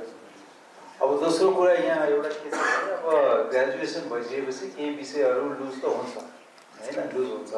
खास गरेर अब बढी इम्प्याक्ट चाहिँ ट्रेड कम्पिटिटिभनेसमा अथवा हाम्रो एक्सपोर्ट क्यापासिटीमा पर्छ भन्ने छ। $59 मिलियन बराबरको हाम्रो एक्सपोर्टै फेरि यत्रो छ कि त्यो भएर त्यसलाई त्यति धेरै टाउको दुखाउनु पर्ला जस्तो लाग्दैन। त्यो एक्सपोर्ट पनि जम्मै अब इन्डियाले अलिकति ड्युटी घटाइदियो भने पाम ओइल र सोयाबिन ओइलमा जान्छ। हाम्रो आफ्नै चाहिँ गार्मेन्ट, कार्पेट, हाम्रो अलिकति हाम्रो निच प्रोडक्ट्सहरू, अलिकति मेडिसिनल हर्ब्सहरू अथवा हाम्रो आफ्नै चाहिँ अलिकति त्यो भित्र पनि अलि लिमिटेड छ होइन। त्यसैले र फेरि अब के छ भने केही स्किमहरू एक त हामीले 3 इयर्सको ट्रान्जिसन पिरियड पनि पाएको पनि छौँ। त्यसपछि फेरि जस्तो सबभन्दा धेरै युमा जाने भने त्यहाँ चाहिँ जिएसपी प्लस भनेर अब केही फर्दर चाहिँ केही कन्सेसन चाहिँ हामीले अझै पनि पाइराख्ने अवस्थाहरू पनि हुन्छ हुनलाई है। तर अब एलडिसी ग्रेजुएसन भइसकेपछि अब हामीले केही सर्टेन चिजहरू लुज गर्ने भएको कारणले गर्दा हामी आफै चाहिँ कम्पिटेटिभ हुनु पऱ्यो। हाम्रो आफ्नै क्षमता, आफ्नै उत्पादन र उत्पादनशील क्षमता चाहिँ बढाउनु पऱ्यो भन्ने कुरामा त दुई मात्रै भएन। र जहाँसम्म प्रदेशहरूको कुरा चाहिँ यस्तो छ कि अब तपाईँले जस्तो अब अघि देखाइएको जुन 7वटा प्रदेशको 1 to 7 ऱ्याङ्किङ छ होइन।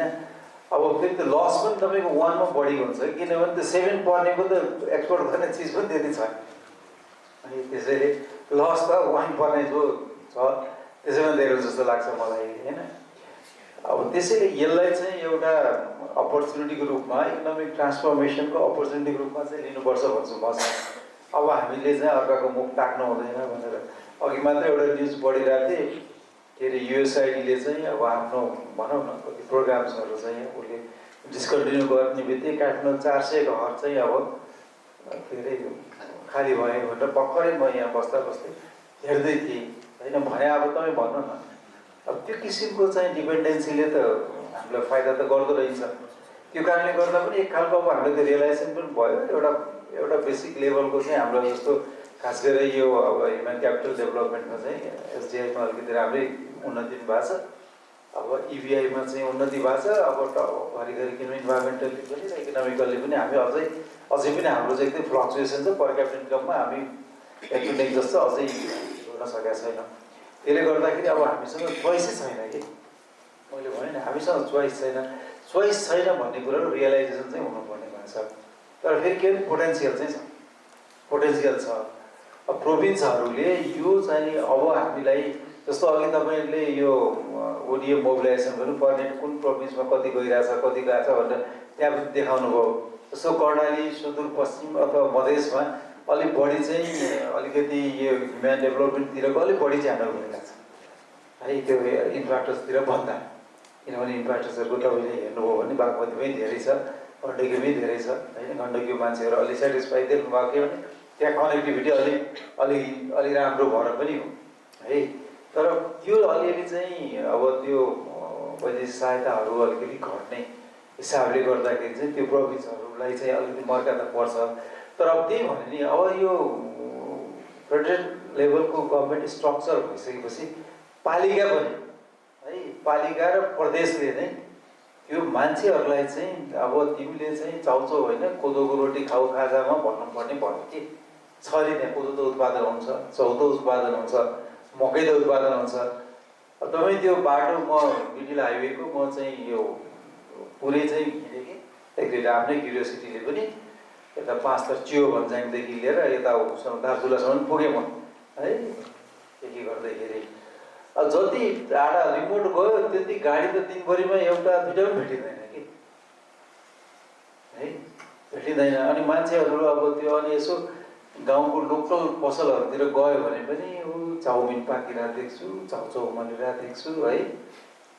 अनि बच्चाहरूले पनि त्यस्तै खालको त्यो आइस त्यो प्लास्टिकको चुसिरहेको देख्छु है। मलाई त कस्तो विरक्त लाग्यो कि हामी चाहिँ यता चाहिँ ढिँडो कहाँ खान पाइन्छ भनेर सहरतिर खोज्दैछौँ, गाउँतिर चाहिँ अब त्यो खालको छ। त्यसैले यो वास्तवमा यो हाम्रो फेडरलिजम चाहिँ अपर्च्युनिटी रूपमा चाहिँ कन्भर्ट गर्नलाई पालिकालाई अझै है प्रोभिन्सले चाहिँ अलिकति भनौँ न ब्रिजिङ गरिदिएर पालिका र प्रोभिन्स मिलेर अब चाहिँ तिमीले आफ्नो पोटेन्सियल उनीहरू देखाइदिने, प्रोफाइलहरू बनाइदिने र उनीहरू एक त आफ्नै क्यापेसिटी डेभलप गर्नु पऱ्यो। पहिला त उनीहरू प्रतिस्पर्धै छैन कि आफैसँग प्रतिस्पर्धा छ, कहाँ अर्को प्रोभिन्स छ आफैभित्र है। पहिला त आफैभित्र गर्नु पऱ्यो। पहिला आफू सक्छ नि बसी बल्ल तपाईँ र म लड्ने होला नि। पहिला त मैले आफ्नो ताकत बनाउनु पर्ने होला। त्यसैले सबभन्दा पहिला त्यो सिकाउनु पर्ने देख्छु मैले। अब प्लानिङ कमिसनले के गरिरहेछ भन्नु होला। अब प्लानिङ कमिसनले राम्रै गरे भए त हाम्रो 16 योजना भयो, त्यस कहाँबाट कहाँ पुग्नु पर्थ्यो होला होइन। मैले त्यो भन्नु चाहिँ मिल्दैन, थाहा छैन। तर पनि कम्तीमा एउटा स्टेबिलिटी चाहिँ छ, म्याक्रो स्टेबिलिटी चाहिँ छ। र हामीले कम्तीमा अरू केही नभए तपाईँको उहाँहरूको प्रोभिन्सहरूलाई इभन पालिका लेभलमा पनि आफ्नो प्रोफाइल चाहिँ बनाउनुहोस् भनेको चाहिँ के हो त यहाँ के गर्यो भने रोजगारी होइन युवाहरूलाई चाहिँ तपाईँको पालिकाबाट बाहिर जानलाई डिसइन्सेन्टिभाइज भएर उनीहरू इन्सेन्टिभाइज हुन्छ। के हो त त्यो बनाउनुहोस् तपाईँको पोटेन्सियल के छ। अनि त्यहाँनिर चाहिँ अनि सेन्टरको सपोर्ट अथवा होइन अरू सपोर्टहरू खोज्नुहोस् भनेर हामीले त्यो खालको चाहिँ अलिकति त्यही भएर पनि हामी अहिले 7 प्रदेशमा पुग्ने भनेर अहिले कर्णालीमा हाम्रो टिमहरू चाहिँ पुगिरहेछ। अब प्लानिङ कमिसनको त्यो आफ्नो आइसोलेटेड छुट्टै त केही पनि हुँदैन। किनभने तपाईँको डेभलपमेन्ट भनेको त जबसम्म ग्रासरुट लेभलबाट ग्रोथ चाहिँ इन्हान्स हुँदैन तबसम्म हाम्रो नेसनल ग्रोथ त फेरि बढ्दैन होइन। त्यसैले माथिको भन्ने कुरै भएन। हामीले बनाएको 16 योजना भनेको पनि त्यो ग्रासरुट लेभलकै होइन इकोनोमिक डेभलपमेन्ट, ह्युमन डेभलपमेन्ट, इन्क्लुजनको इस्युहरू पनि छ हाम्रो। अहिले त झन् क्लाइमेटको पनि होइन क्लाइमेट रेजिलियन्स एग्रिकल्चर सिस्टमहरू लगाउनु पर्ने, इरिगेसन सिस्टमहरू त्यसरी गर्नुपर्ने कुराहरू त्यो विषयमा चाहिँ योजना आयोगले वास्तवमा त्यो रियलाइजेसन पनि छ र हामीले उहाँहरूलाई चाहिँ त्यो विषयमा अलिकति अवेरनेस पनि गराउने र अब यो तपाईँहरूले यसरी चाहिँ आफ्नो प्रतिस्पर्धाको पहिचान चाहिँ गर्नुपर्छ भन्ने हिसाबले हामीले चाहिँ उहाँलाई भनौँ हेल्प पनि गरिरहेछौँ र मैले भनिहालेँ पहिला चाहिँ प्रतिस्पर्धा आफैसँग गर्नु पऱ्यो, आफै बिल्डअप हुनु पऱ्यो, त्यसपछि अनि प्रोभिन्सको अघि पनि हाम्रो कुरा हो, हाम्रो नगोजीहरू हामीले भन्यौँ है डाक्टर साहबसँग त्यो अनि त्यसपछि चाहिँ अलिक रियलाइजेसनमा चाहिँ आइरहेछ तर अब अझै पुस दिनुपर्ने र यो एलडिसी ग्रेजुएसनलाई चाहिँ अलिकति एउटा थ्रेडको रूपमा पनि हेर्नु पर्ने भयो अझै तिम्रो डिस्कन्टिन्यू हुन्छ है भनेर होइन अपर्च्युनिटी थ्रेड भइसकेपछि के हुन्छ मान्छेले अल्टरनेट खोज्ने भयो अपर्च्युनिटी यहाँनिर खोज अब तिम्रो आफ्नै कम्पेरेटिभ एडभान्टेज त्यहाँनिर खोज यहाँनिर गएर भन्नुपर्ने भयो अब समस्या चाहिँ अलिअलि मलाई डर चाहिँ के छ भने एलडिसी ग्रेजुएसनपछि इम्प्लोइमेन्टमा खास गरेर यो गार्मेन्ट सेक्टरहरू भयो पस्मिनाहरू भयो कार्पेटहरू भयो होइन अलिअलि चाहिँ तपाईँको त्यहाँनिर चाहिँ अलिकति खर्च र त्यहाँ खास गरी महिलाहरू हुनुहुन्छ फेरि काम गर्नु त्यो पनि चाहिँ समस्या है होइन धेरै चाहिँ अब हामीले भन्दाखेरि 4.2% मात्रै हो इफेक्ट भन्छौँ तर त्यो एफेक्टेड वर्ग चाहिँ अलिक सेन्सिटिभ वर्ग पनि छ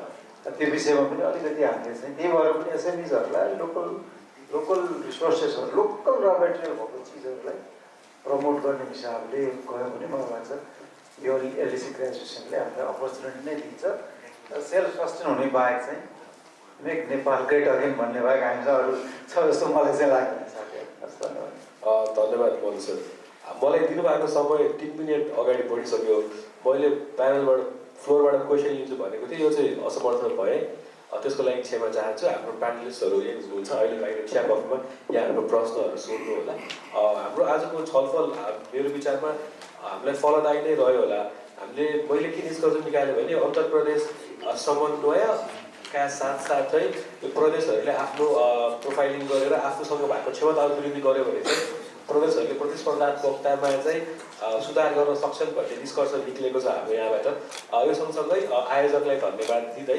मेरो प्यानललाई पनि हार्दिक धन्यवाद दिन चाहन्छु धन्यवाद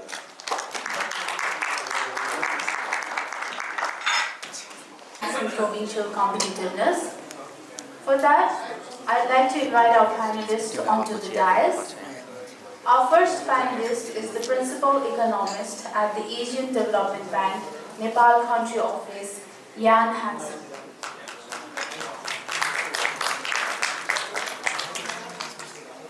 Our second panelist is the First Secretary at the Embassy of Switzerland in Nepal, Ms. Cecil River. Our third panelist is the Director of Public Affairs, Communications and Sustainability at Coca-Cola, Mrs. Sneh Raswandai. Our fourth panelist is the National Project Coordinator at the International Labour Organization, Nepal, Mr. Prakash Sharma.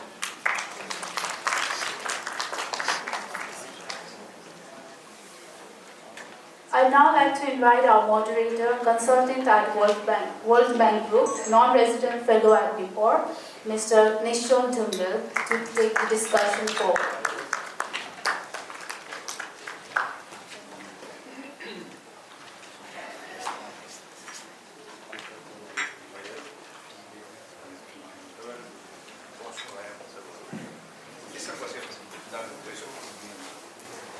Namaste and greetings everyone.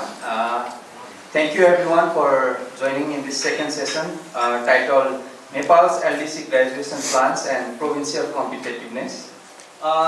This session is pretty interesting in the sense that in the previous session we heard from the government stakeholders how they perceive LDC graduation and Nepal's strategy. With respect to this session, we are joined by our esteemed panelists from international organizations like Asian Development Bank and from Embassy, Swiss Embassy, also the international organization, labor organization ILO, and from the private sector Coca-Cola. So, given this context, it would be interesting to hear from the international organization, development partners, and also private sector how they perceive these LDC graduation transition.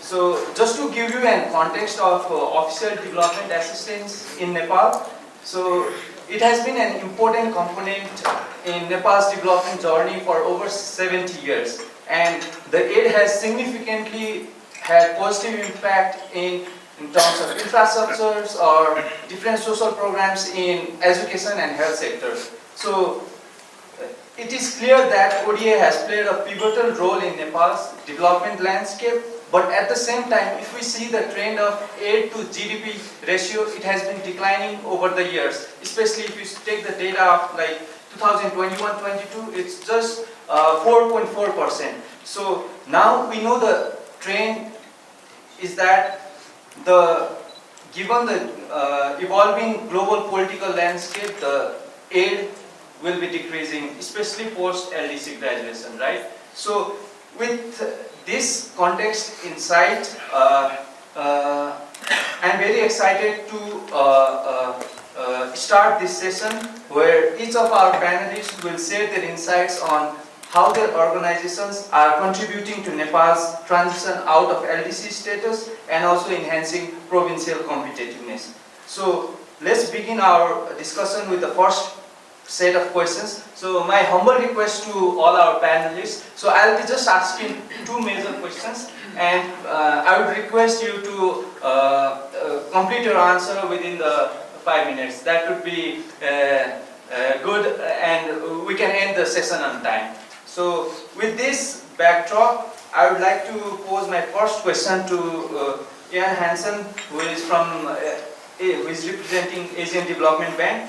So Ian, as Nepal's LDC graduation will alter the financial landscape, right? Especially if we see the terms of international loans and grants, it might definitely decrease or post LDC graduation, and it's been very important for all our development projects. So could you please share from the ADB's perspective, what are the anticipated financial challenges for Nepal post LDC graduation, and what measures can be taken to mitigate potential impacts on development financing?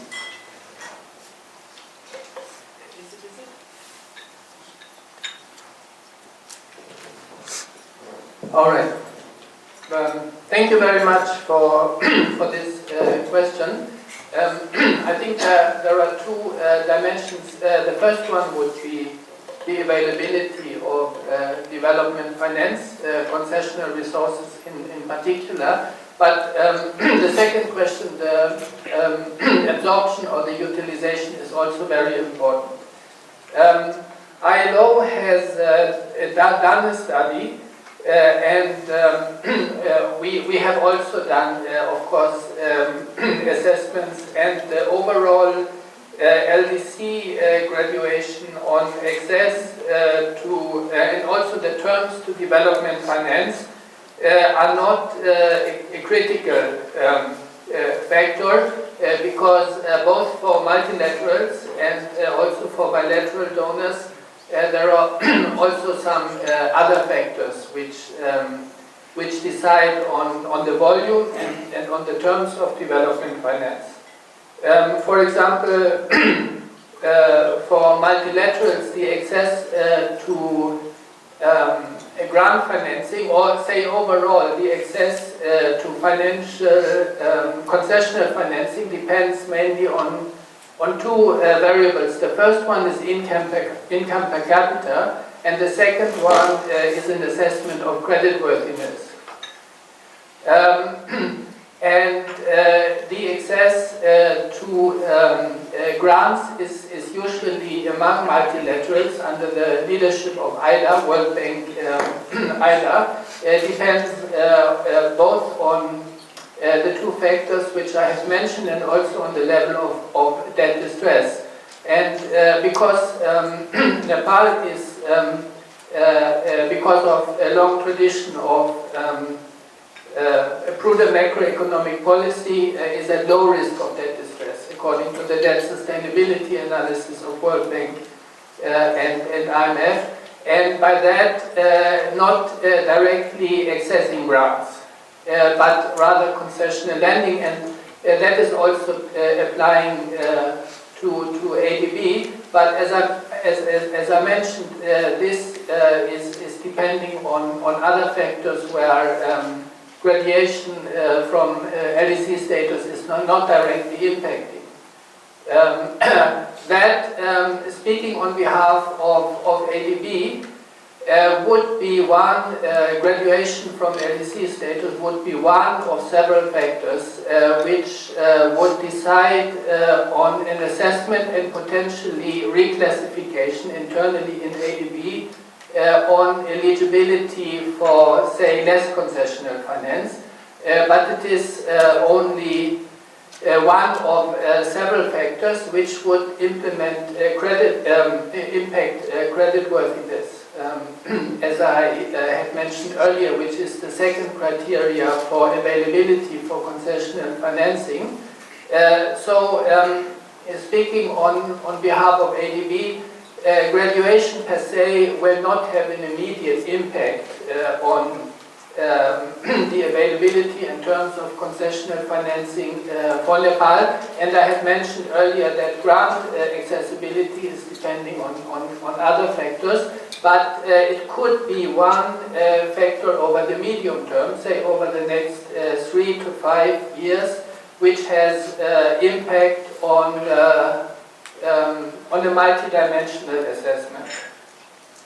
And secondly, I think maybe we get to that discussion also later in the panel. I think we also have to look into not only the supply of development finance, but also the ability to utilize it for investment projects, which basically means the absorption capacity of the government in particular, and that is usually impacted by capacity for project cycle management, including procurement, implementation of safeguards, contract management, and there are some challenges in having a speedy utilization of available development finance. So it's not always that the sheer availability or the supply of development finance is eventually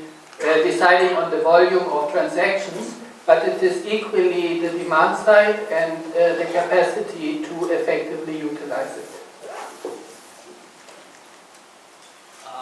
Thank you, Ian. That's perfect. I think you just made it on time. I didn't have to stop you. So moving forward, now we have the development partner representatives from Swiss Embassy, Cecile.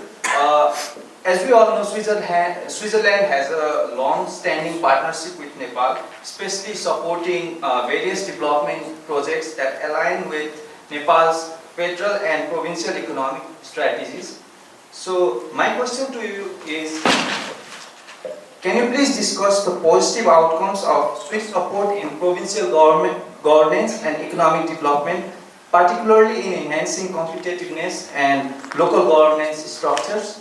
Any development projects that Swiss government is supporting, or Swiss embassy is doing to support the provincial and local governance structure, that would be really helpful. Thank you. Thank you. Good afternoon, everyone. As you mentioned, indeed, Switzerland has a long-standing cooperation with Nepal. It started almost 70 years ago, so we've been here for a long time. We've seen that country changing and changing fast. One of our priority in our country program is the building of a functioning federal state. And why is that? Why has Switzerland invested so much in supporting financially but also technically the building of a federal Nepali state? First, it's because we're convinced, and it was reminded to us again this year with the winners of the Nobel Prize for Economics, that you can't have a prosperous economy, you can't have sustainable growth if you don't have strong and resilient institutions. And by institutions, Switzerland itself being a federalist country, we understand institutions at the three levels of government. So local governments, provincial ones, and the federal ones. So since 2015, of course, with the entry in force of the new constitution of Nepal, one major focus of our country program has really been to support as best as can be the Nepali authorities to build, implement, and live through this federal system. So we have provided support in the policy space, in the legislative space, building capabilities at every level. Now, what are the achievements 10 years afterward? First, you have to remember, because sometimes I hear surprising things in Nepal, the federal state in Switzerland needed 150 years to really work out. And here we're talking about 10 years after the constitution entering into force. So, of course, you can't change everything in 10 years. So, we have seen achievements, but for some people, of course, change always comes too fast or too slow, depending on whom you speak. What we've seen in Koshi, nonetheless, because Koshi province is the focal area of the Swiss development program, is quite interesting and I would even say promising. We've seen, for example, the provincial authorities leading intergovernmental dialogues, such as, for example, in the risk disaster management.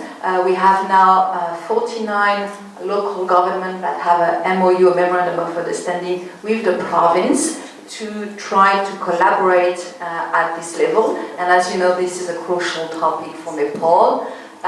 We also have seen the province setting up an aid portal. So what is it? We know there are several donors here in Nepal. And it is crucial that donors coordinate with one another, what we do with ADB, for example. But it is also crucial that in the field, in the provinces, the local governments and the provincial government work together and know what's happening. What is the neighboring municipality doing? Or if you're the Ministry of Industry, Agriculture and Cooperative, what is the Ministry of Economic Affairs and Planning doing? So all this information now has been centralized on this portal, and again, it fosters dialogue, it fosters coordination.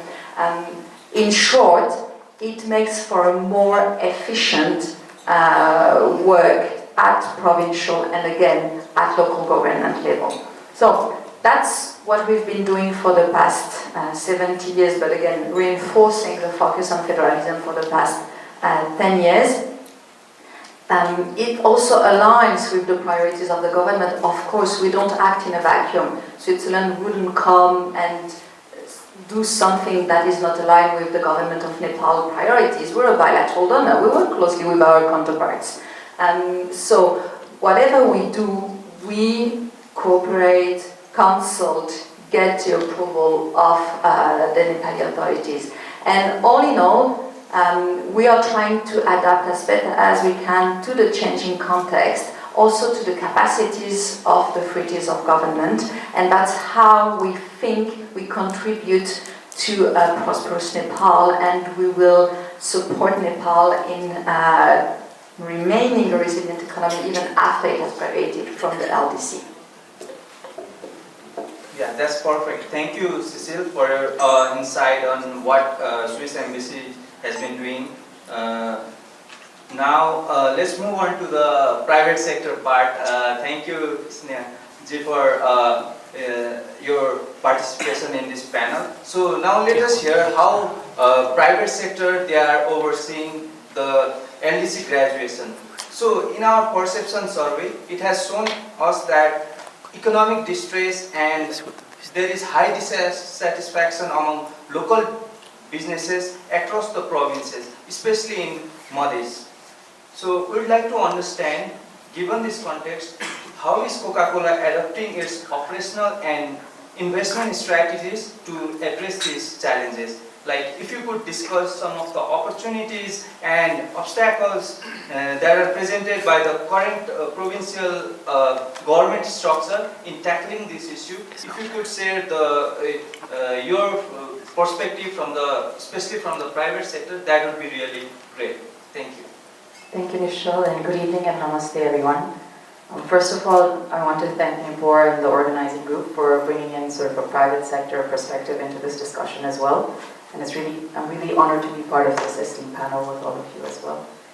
I think before starting, I just want to preface by saying that even having the insights as we did from the National Competitive Index, I think it's extremely helpful, not just from a policy development and evidence-based policy point of view, but also for businesses as we look at where we can invest in the long term and in terms of business planning as well. I think I just also wanted to share that since I'm the lone voice for private sector, I wanted to share a little bit on behalf of Coca-Cola, but also a bit more on behalf of the manufacturing sector and the possibility it has, especially for Nepal and especially as we're thinking about graduating from LDC status as well. Coca-Cola, as well as you know, some of you may know, we've been here in Nepal for about 50 years and we're a public listed company. We have 2 factories in the country, one in Baladu Industrial District and one in Bharatpur. No surprise that both of our industries are in Bagmati province, which the study also shows has a lot more economic density and activity as well. But the reach of our business, if you really look at it, is far more than just Bagmati province. We have more than 200 distributors across the country. We interact and engage with more than 1 lakh retailers across our value chain as well. So in its own way, we are actually interacting at a very local level across all the different provinces as well. And it's been interesting for me learning from this study that BEAD had also taken forward last year. They did a study along with the Nepal Food and Beverage Association, trying to understand really how has manufacturing evolved over the years, how has productivity changed over the years. And the food and beverage industry in Nepal, if you look at it, is actually employing more than 3 lakh people and is contributing right now to about 2% of Nepal's GDP. The reason I mention this is that I think for the provinces to look at their competitive advantage, it would be important to understand and see which sectors are actually looking at investment, which sectors are actually looking at employment generation, which sectors are actually going beyond business and also contributing to the community at large, so that we, along with the government and with the development partners, can look at a positive development transformation for Nepal, right? So if you look at the last 40 years, Nepal has deindustrialized, I think we all know that, but it's very interesting that at the same time, the contribution of manufacturing has actually doubled. And within that, actually, the contribution of food and beverage has doubled. So this actually could be a critical pillar in really revitalizing the economy and generating more livelihoods as we think about the future as well for the country. For us, I think I just wanted to share a few challenges that we face. I think this is something everybody faces. Coca-Cola has been looking at a greenfield possibility, and a lot of our studies initially showed that Malays province was best positioned in terms of being able to facilitate the eastern side of Nepal. There's more density of consumers in the east, right? But it's been 4 years now, and we have not been able to get the land to invest in greenfield. Now this is very difficult for us while we look at competitiveness and ease of doing business within provinces. I think we also have to keep in mind that we're competing against a very fast-growing neighboring country, India. And in the same time, India has built 10 facilities. And while we used to export to India, and that actually allowed Nepal to have a much more larger revenue, right now we've lost out on that opportunity as well. Second, as industry, we also need electricity, right? We need a continuous supply of electricity, and we are actually very glad that Nepal has hydro. But at the same time, what we realize is that now we're again competing against either our neighbors where we have to export, or even within industries versus individual households. So I think it's a little bit more question of mindset as well in terms of, do we want to prioritize productivity, or do we want to look at appeasing a larger population as well? For all of these, I think what we've tried to do really is that as being listed as a Nepali company, we've tried to continue to look at how we can procure more things locally. 5 years ago, we used to import sugar from India. Now we're 100% procuring everything in Nepal from Mohottari district in Sarlai, right, which is in the Madhya province. So we are finding opportunities whether it's getting preform from Yatoda, Makwanpur, or whether it's actually procuring more things locally. We have the opportunity to build ancillary industry, but at the same time, the provinces also need to decide where they want to build out their competitive advantage as well. Just last thing I wanted to end with, which I found really interesting in your study, is that the study generally said that in terms of perceptions, more than 85% of the people surveyed did not view FDI positively, and maybe also view domestic investment coming from other places at like 50-55%, right? So I think that's the mindset that any business trying to enter Nepal, that's the mindset that we're working with. And so maybe instead of even looking at specific provinces, while there's larger commitments made at a national level and maybe micro commitments being made at a local level, I think the provinces really have a role to play in connecting the two and looking at how we can welcome private sector-led development, especially in light of the graduation. Thank you, Snehaji, for your insight. I think, yeah, as you all know, like there is a big commitment and disbursement gap when it comes to FDI. And with the new Fitch rating inside, like Nepal obtained BB-, hopefully we'll get to invite more FDI in the days to come. But still, there is a huge gap between commitment and disbursement. And thank you for highlighting that. Now, moving on to the, I would like to pose my question for ILO representative, Prakash Sharmaji. So, as Nepal progresses towards graduating from LDC status, right, I think there is also an urgent need to formalize the vast informal economy to ensure the equitable access to social protections and economic opportunities, particularly at the provincial level. So, could you please share us like what strategy is ILO adopting or implementing to formalize Nepal's informal sectors, and how do these initiatives vary across different provinces to address the localized economic conditions? Good afternoon again. Thank you, Mr. Ji, for your question.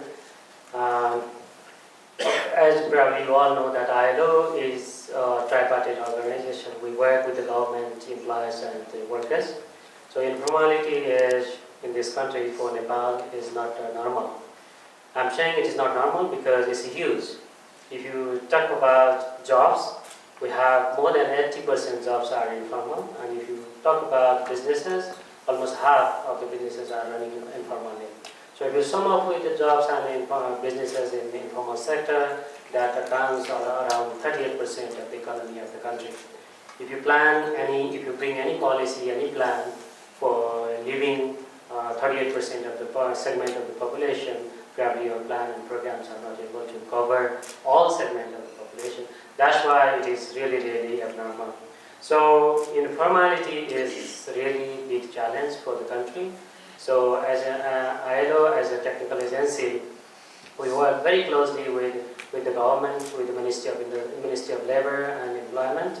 So basically, Ministry of Labor and Employment has developed the framework for formalizing informal sectors, particularly workers' side. So we are providing technical assistance to the ministry and the social partners for formalizing jobs and employment. Similarly, we also work with the workers because most of the workers' union in the country are covering formal and informal sector. Although they are basically concentrated in a formal sector, we are encouraging them to go into the informal sector and get more and more representation of the workers so that more workers are to be united and be covered under the formalization sector. Similarly, with the business case, we are also working with the Ministry of Industry and some Department of Industries to formalize small enterprises. Because of the process that we go for formalization, there are a lot of conversion. And this is one of the biggest reasons why businesses and people are working informally. So our idea is to bring them in a formal sector, providing some social security and also some incentive for formalization, both for workers and employers. If, as we are talking about graduation of LDC category, if we are not able to bring them in social protection system, in a government tax, in a policy making process, we are not able to count their economy. Take for one very simple example, if we build our house privately, we build very informal way. There are so many business and economic transactions made in this country in an informal manner. So this informality is really difficult for the country for planning and bringing policies for the government. And even in the earthquake is a very big example. There was so much of destruction in hotels and so many business establishments. And even if the government is able to provide some incentive, we are not able to find the companies because they are running informally. There are so many consequences, not only for taxation and the social protection mechanism, but also providing incentive and other support, social support for the businesses and the workers. So this is why we are trying to bring workers and employers in formal sectors through different activities like through training and capacity building, through registration, through bringing into social protection umbrella. These are the basic areas that we have been working with the government, with the employers, as well as with the workers for bringing them into the formal sectors. Thank you. Thank you, Professor, for sharing your insights. Now I would like to move to representative from ADB, Ian Hansen. So there is a need for economic stability, right? As the development aid and development financing decreases over the time. So can you please say how is ADB doing research, or how can Nepal enhance its macroeconomic frameworks to ensure that we utilize the available financial resources in the optimum way, and in what way is ADB assisting in Nepal during this LDC transition? Thank you very much for this question. I guess there are two different components. The first one is more on macroeconomic stability, and the second one would be on utilization of available concessional funding for development. I would say when it comes to macroeconomic policy, Nepal has a long history of prudent fiscal and monetary policy, and that is clearly expressed, as I mentioned earlier, that the country has been classified at low risk of debt distress for more than 10 years. I would see the challenges for the Nepali economy more on the structural side, and that would be in terms of high, sustainable, inclusive growth, and especially employment creation. While Nepal is a world champion in poverty reduction, and economic growth has been very resilient over the past 30 years, despite a lot of volatility and also natural disasters. Growth is a bit less on average than in peer countries in the region or globally, and employment, according to some measures, is employment or the size of the labor force as a share of the population is low internationally, and according to some numbers, employment as a share of the population has been fallen, and of course that is also one or a main reason for out migration. So in terms of improving the economic economic outcome, further improving it over the medium and long term, the growth model of the economy should change a bit, more in the direction of, less in the direction of being consumption and remittance driven, but more driven by private sector development, enhancement in competitiveness, productivity gains, and quality job creation. And that is also the overarching main objective for our new strategy, country partnership strategy, which we launched in a short period of time. It will be over 5 years, and it is in close collaboration with the World Bank, where we try to focus our interventions on private sector development, on agriculture, of course, which is very labor intensive, on closing or narrowing the climate resilient infrastructure gap, on skills development, and on climate and disaster resilience, which is absolutely critical for the future of Nepal.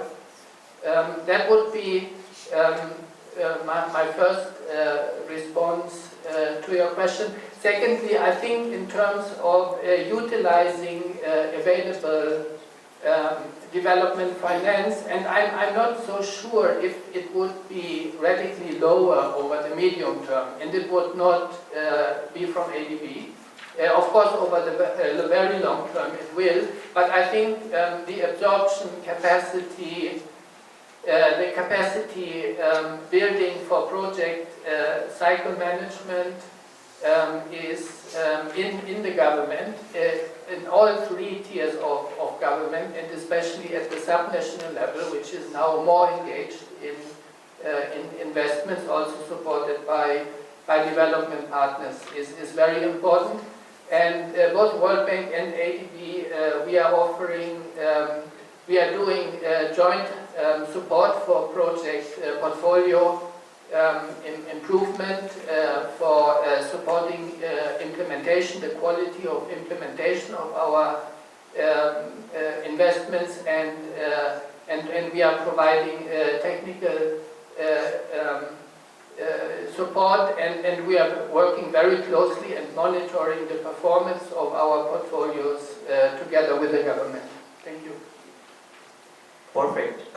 Thank you for those insights. So now I would like to move to the Swiss Embassy representative. So recently we saw that, especially after Trump coming in US, they have massively reduced USA, like even in Nepal we have seen the impact, right? So now we would like to understand from the development partner perspective, like how is Swiss cooperation program adjusting its focus, especially when it comes to high unemployment and low labor productivity. Like, could you share what will be the key priority area for Swiss Embassy or Swiss cooperation program to deal with such pressing problems, especially post-graduation? So, like we said, Switzerland has been in Nepal for a long time, and of course our country program has evolved, and we are now shifting from traditional aid to trade to support sustainable growth in Nepal, the creation of decent jobs, and long-lasting positive impact. So, what do we need in Nepal to make the economy more resilient and better adapted to the competition that was mentioned earlier? Our assumption, and it's also based on what we learned from the Swiss model, is that SMEs are the key. They are the backbone of the Nepali economy, and for SME to thrive, they need access to finance, they need business development services, and they need skills. So really, this is the focus of our economic development and cooperation program, private sector development activities. So this focus on SME. I told you earlier that the Koshi province was our geographical focus. Let me give you the example of one of our latest projects that we launched a couple of months ago in Koshi. It has two components that do reflect this changing condition and this adaptation. The first component is rather a classic one, but still useful.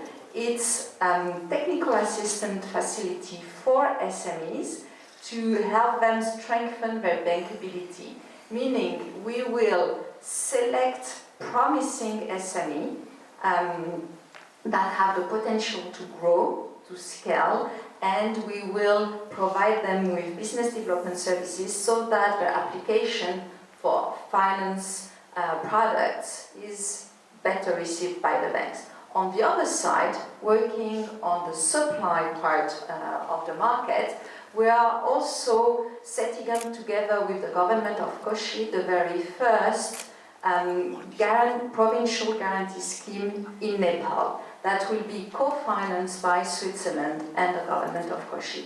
And this mechanism will help de-risk transaction for commercial bank, what is called blended finance. So these two components together, one which is classic but again pretty efficient and targeted, and one which is quite new using a financial instrument, this is our approach.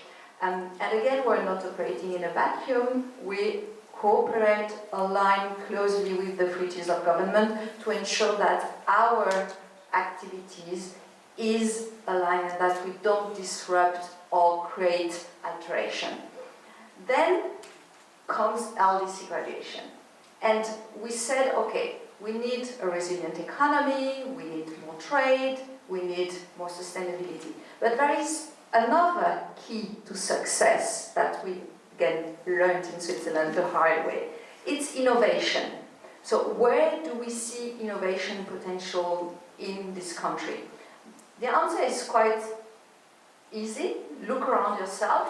You have a lot of innovation in the IT sector in Nepal. You have a lot of innovation also in the tourism sector when you know where to look at. So this is also what we're working on, supporting the authorities but also the private sector actors to be more innovative, find innovative solutions, tap on that potential. Because again, the private sector is part of the solution to make a much stronger Nepal. So we don't play the private against the public. On the contrary, we promote a public-private dialogue at every level, because it's together that they can make Nepal much stronger, irrespective of the very challenging context abroad. Thank you, Cecile. I think provincial guarantee schemes, that sounds like a really great concept. And in general, these credit guarantee schemes are very underutilized, not only in Nepal, but most of the developing countries. But I hope that provincial guarantees scheme will definitely help bring more SMEs into picture and help them to support in terms of SME development. Now, moving on to the private sector, can you please share us, like, post-graduation, how is Bottlers Nepal Limited aligning its business and CSR activities or strategies to support this transition? Also, if you could discuss the current and anticipated challenges that you see post-graduation, and if you could lay out specific plans your company is implementing or planning to implement post-graduation, that would be really great. Okay, thanks, Michelle. I think I'm really happy to hear from Cecile as well that the vehicle to sort of sustain transformation and impact in private sector is one that even development sector and even sort of the diplomatic community is seeing as one that all of us have to collaborate. And really, we're all here to support the government of Nepal in its broader ambition and goal as well towards the sustainable development goals. For us, I mentioned earlier as well as manufacturing, I think one of the major things we can do is ensure that we're investing in productivity and also, of course, generating employment. At the same time, when we look at the 1% CSR mandate that every manufacturing industry has, I think that in itself has the potential to go a long way. Somebody here also mentioned the importance of investing in SMEs. And if you look at a lot of the micro entrepreneurs or even the smaller industries that are being developed down our value chain, from Coca-Cola, from a sustainability point of view and also a CSR point of view, we've really been working very closely with women entrepreneurs since 2012 now.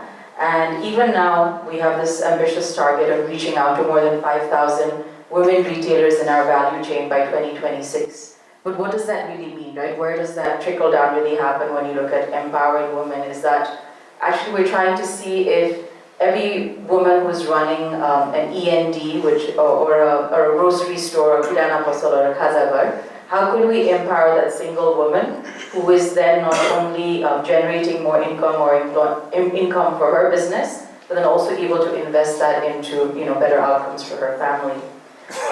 What we've seen is in the last year, we actually reached out to about 5 provinces, and even for us, it's actually hard to reach the far west province because of the lack of density of business, right? Even when we're trying to do training, we have to try and gather at least 50 to 100 businesses every time we do a training, and we've felt that challenge, but this year we're hoping that in 2025 we'll make it to Sodurpachem and Karnali as well with that particular training. Then the other part is, again, as a business anchored in sustainability, we've been doing quite a bit of work on waste and waste management. And we, of course, do this with partnerships with different organizations, but in the process, we're looking at how we can generate more waste entrepreneurs. So currently, waste is being collected from more than 30 districts in Nepal, and we're looking at building these MRFs, which are material recovery facilities in Jaunapur. In Bharatpur, we already have one. There's a PET recycling facility in Naulparasi, right? And even Bagmati has one already.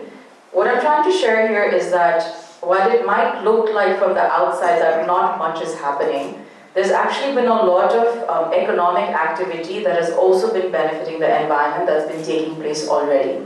And I think when this happens, there's an opportunity also for government to maybe also create policies which incentivizes more businesses, not just us, not just the big businesses, but even the smaller businesses to think about more of what we can do in the triple bottom line really, right? So one part is looking at how we can make profit for our business, but it's also when you make that profit that you can reinvest that into doing something that's better for the society and the economy as well. So I see a lot of potential in how we can actually maybe create a basket fund of like all the CSR 1% that's coming in from different organizations. But at the same time, I think just to echo what Cecile says, I think public-private partnership, everybody coming together is most key in what happens post-graduation. Thank you, Snaji, for your insight. I think definitely a public-private partnership would play a huge role. And usually when you hear about private sector, like especially companies like Coca-Cola, right? We only think about they are making this much of profit, but at the same time now, when we heard from her, like even with their like CSR activities, there are so many good things happening. For example, training women entrepreneurs or waste management, right? I think this is very important to understand and take into account the both pictures. Now moving on to the last question for the session, and also I would like to ask audience to please prepare your question. I'll take 4 or 5 questions and end this session, just giving you all a heads up. So to Professor, my question is like, as you know, like migrant labor plays a huge role in Nepal's economy, right? With a significant portion of working age population seeking employment abroad. So how do you see this migration as an issue, and what could be done to balance the mass migration of working age Nepalese and also the availability of skilled local professionals to manage the current and future economic or job opportunities across provinces in Nepal? If you could highlight this in context of LDC graduation, that would be really helpful. Well, thank you again. Basically, as we know, we are witnesses that huge labor migration is happening in this country. I think there are 2 important aspects. The most important is skill mismatching. So when we are interacting with the private sector partners, they are saying that we don't have appropriate workers, appropriate skilled workers in our companies. But in other hand, if you go and talk to the young people, they are saying we don't have jobs. So I think there is a huge gap between education provider, vocational education provider, and job providers, because they are not working together to fill the job for young people. The other thing is, the world of work is changing, as you know that because of technological transformation, environmental aspect, globalization. The world of work is changing and we need to prepare for that, because as we say, we have new business coming up. For new business, we have new skills required and new learnings required. So we need to address those fundamental aspects in order to stop or retain migrant workers. But most importantly, and to be considered is a decent work condition. Unless we are able to provide decent work condition for young people, we are not able to retain them in our country. What are they? So most importantly, we need minimum wage for the young people. We have been saying minimum wage, but I personally would like to highlight the maximum wage for young people. It has to be given to them. And for career path, for social protection coverage, for insurance, for career development, these incentives are to be there for young people to retain in our country. So for that reason, we have to work together for 3 labor market governance actors, with the government, with the employers, private sectors, and the workers' organizations should work hand in hand how to retain young people for Nepal's economic growth, for Nepal's progress. Actually, we are talking about post-graduation, but at the moment I think let's focus on the transition period for graduation. Then we will definitely make a path for post-graduation. For workers, let's think about how we can offer decent work condition for them, wage, contract, career guidance, and also their productivity. For private sectors, definitely we have to think about how to grow businesses, as my colleagues already mentioned here. The business, unless and until businesses are grown, we are not able to provide employment. Often we talk about jobs and employment.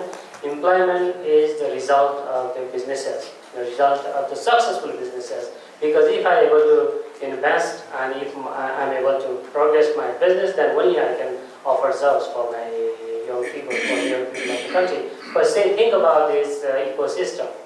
And the government policies and programs should support for that, as earlier panel members also highlighted. Because these 3 things, the labor market governance with the workers, employers, and the trade union work together in order to make appropriate policies, in order to provide good jobs, decent jobs that we are saying, in order to provide business flourishing environment.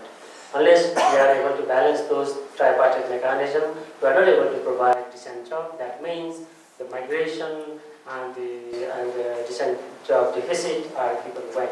For that reason, also let me highlight that ILO is working with the decent work country program with the help of different development partners for providing a skill set and also providing appropriate policy mechanism overall governing by labor market governance with the actors for migration as well as providing decent work conditions, particularly for lower segment of the population as well as women segment of the population, because they are very important. As we said, they are the one mostly going to be hit by graduation. Because of this practical aspect, we are trying to work basically around most promising business area to provide decent work conditions. Thank you. Thank you, Professor. And thank you to all of my panelists for answering the question within the time limit. I think this is truly a success for me as a moderator. Thank you for that. Now, in terms of questions, if my colleague can help with the questions, that would be really great. Or you can just raise the hand and I can randomly pick your questions.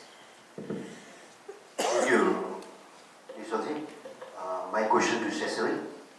So, what are the GSCs and inclusion strategy that Swiss Embassy has been integrating to to support Nepal's plan for graduation?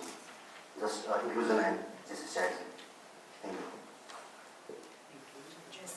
JC strategy, right? Yeah, I heard that correctly. Yeah, so you want to collect several questions, or shall I answer? Yeah, let's take 3 questions.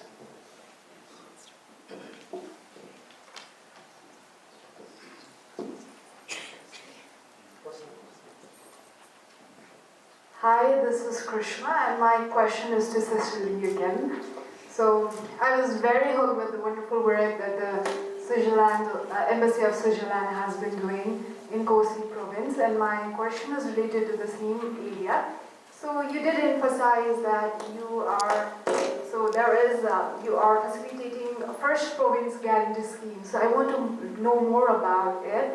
So, what is the modality of the scheme? So, yeah, that is my question.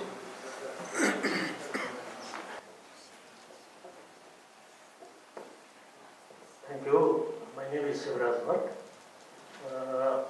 I just want to add something on Jan Hansen's observation. You said that LDC grade usually will not affect like development financing in macro sense, but it all depends on like availability will be there, but absorption capacity is in question. In previous session, still our former vice chair of Lumbini is here. He was saying that provinces are deprived. They don't have capacity. So he was raising that we should keep authority to provincial government so that they have some taxation authorities also. So what I was thinking that in one way Nepal is highly tax incident country. Another way that we have financial resources but we are not able to use that. That's what I am understanding from you, that absorption capacity is very limited.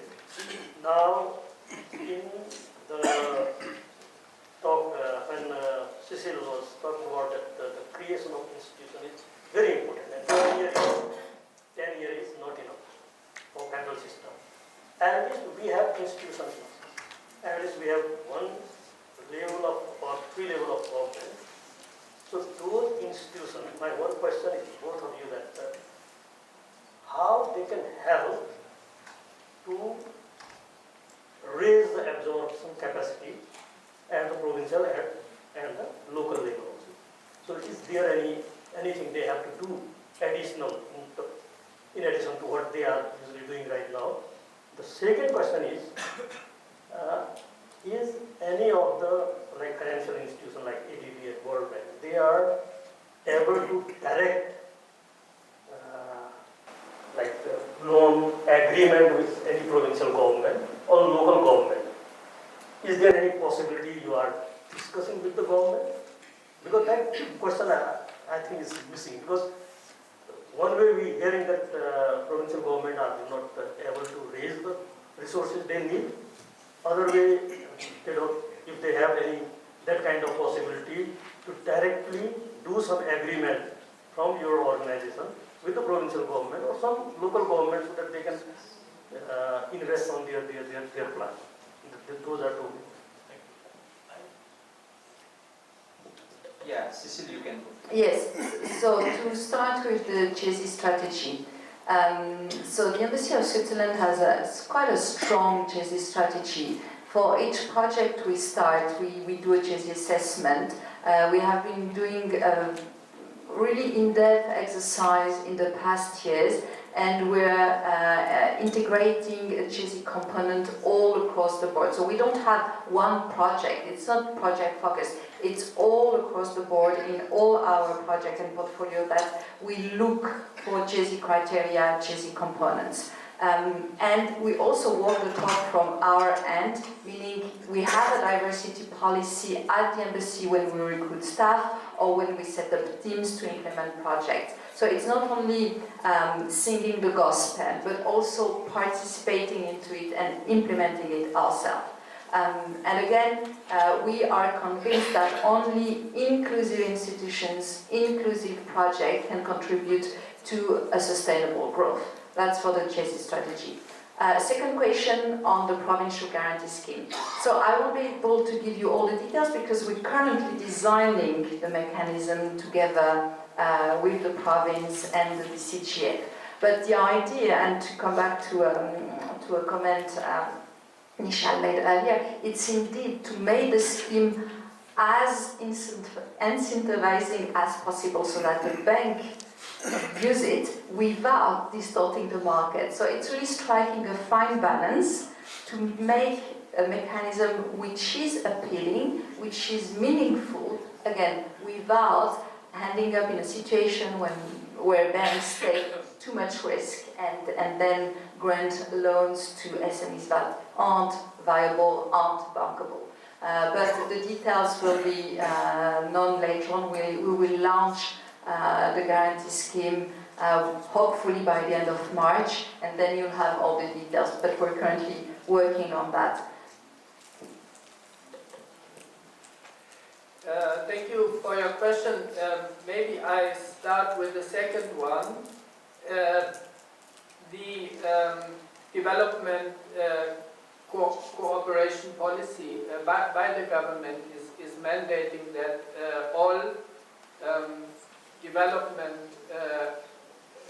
aid by multilaterals is going through the Ministry of Finance, and that is particularly the case for loans, which lending in most countries and repayment of the loan will be done by the Federal Ministry of Finance. But implementation of projects is in alignment with the federalism and devolution in the constitutions and related laws, that all projects by development partners will be implemented by the designated tier of the government.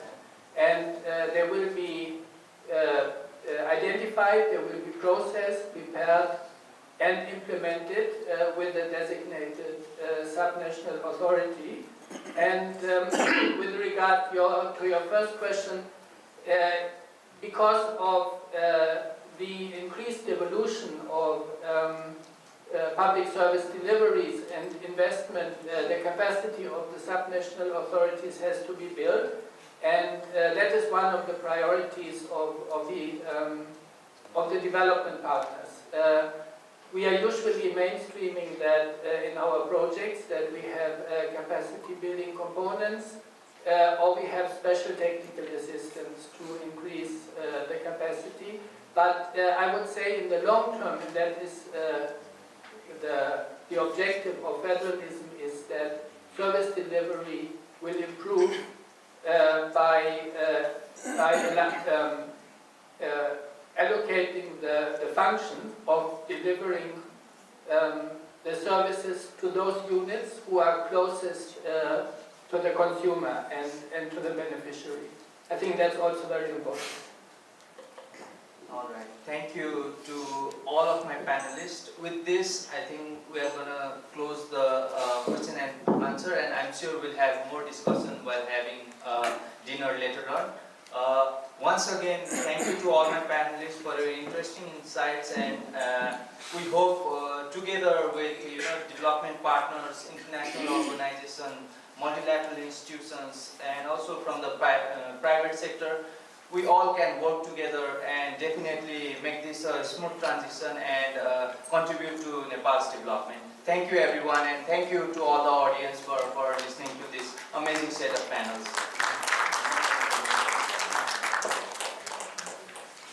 Thank you to our panelists and the moderator for the engaging session.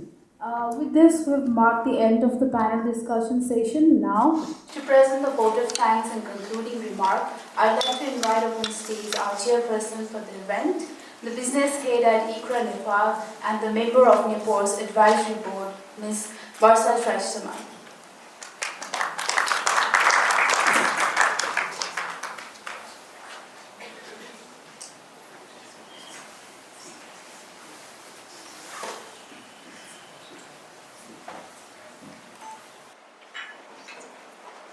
Namaste and good evening, everyone. This photo is also during a NIPoRe event. I'm quite happy to see that. Thank you, the team.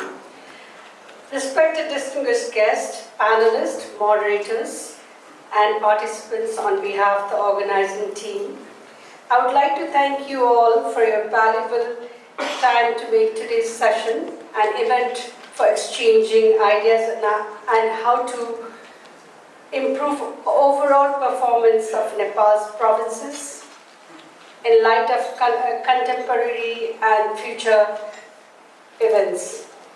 The current version of the book is the third in the series and for the first time includes findings from a provincial perception survey. We believe this will help all of us to explore major gaps existing between the data available from government side and real-time conditions in the ground to make future plans and policies aimed at supporting provincial growth and development for realistics. Moreover, over the years, the Nepal Competitiveness Index is evolving with major updates added to each new edition of the book to make the research and insights more updated and connected to the provincial's realities. I would like to thank everyone providing support to NIPoRe to help them update the book every year to support Nepal's ongoing efforts to make the provincial governments more vibrant. As highlighted by the distinguished guests and panelists today, Nepal's provinces experience varying levels of development and as a result performs differently across different indicators. The provinces are still evolving and it will take some time, like we've been discussing so much about it, to ensure that they are able to work on all major competitiveness related aspects at once. We also believe that working on all competitiveness indicators is a gradual process and it will take time. I'm sure Nepal's federal and provincial governments will work hand in hand with the private sector and the development partners to channel majority of their resources on core growth and development agenda in the future. With this, we conclude the release event of this year's book. Moving forward, we would love to hear your feedback and comments on the book to help NIPoRe make the future NCI analysis more useful for all the stakeholders, including in improving Nepal provinces' overall and development-wise competitiveness. Thank you. Please join us for dinner. It's being served outside. Thank you so much. Good evening.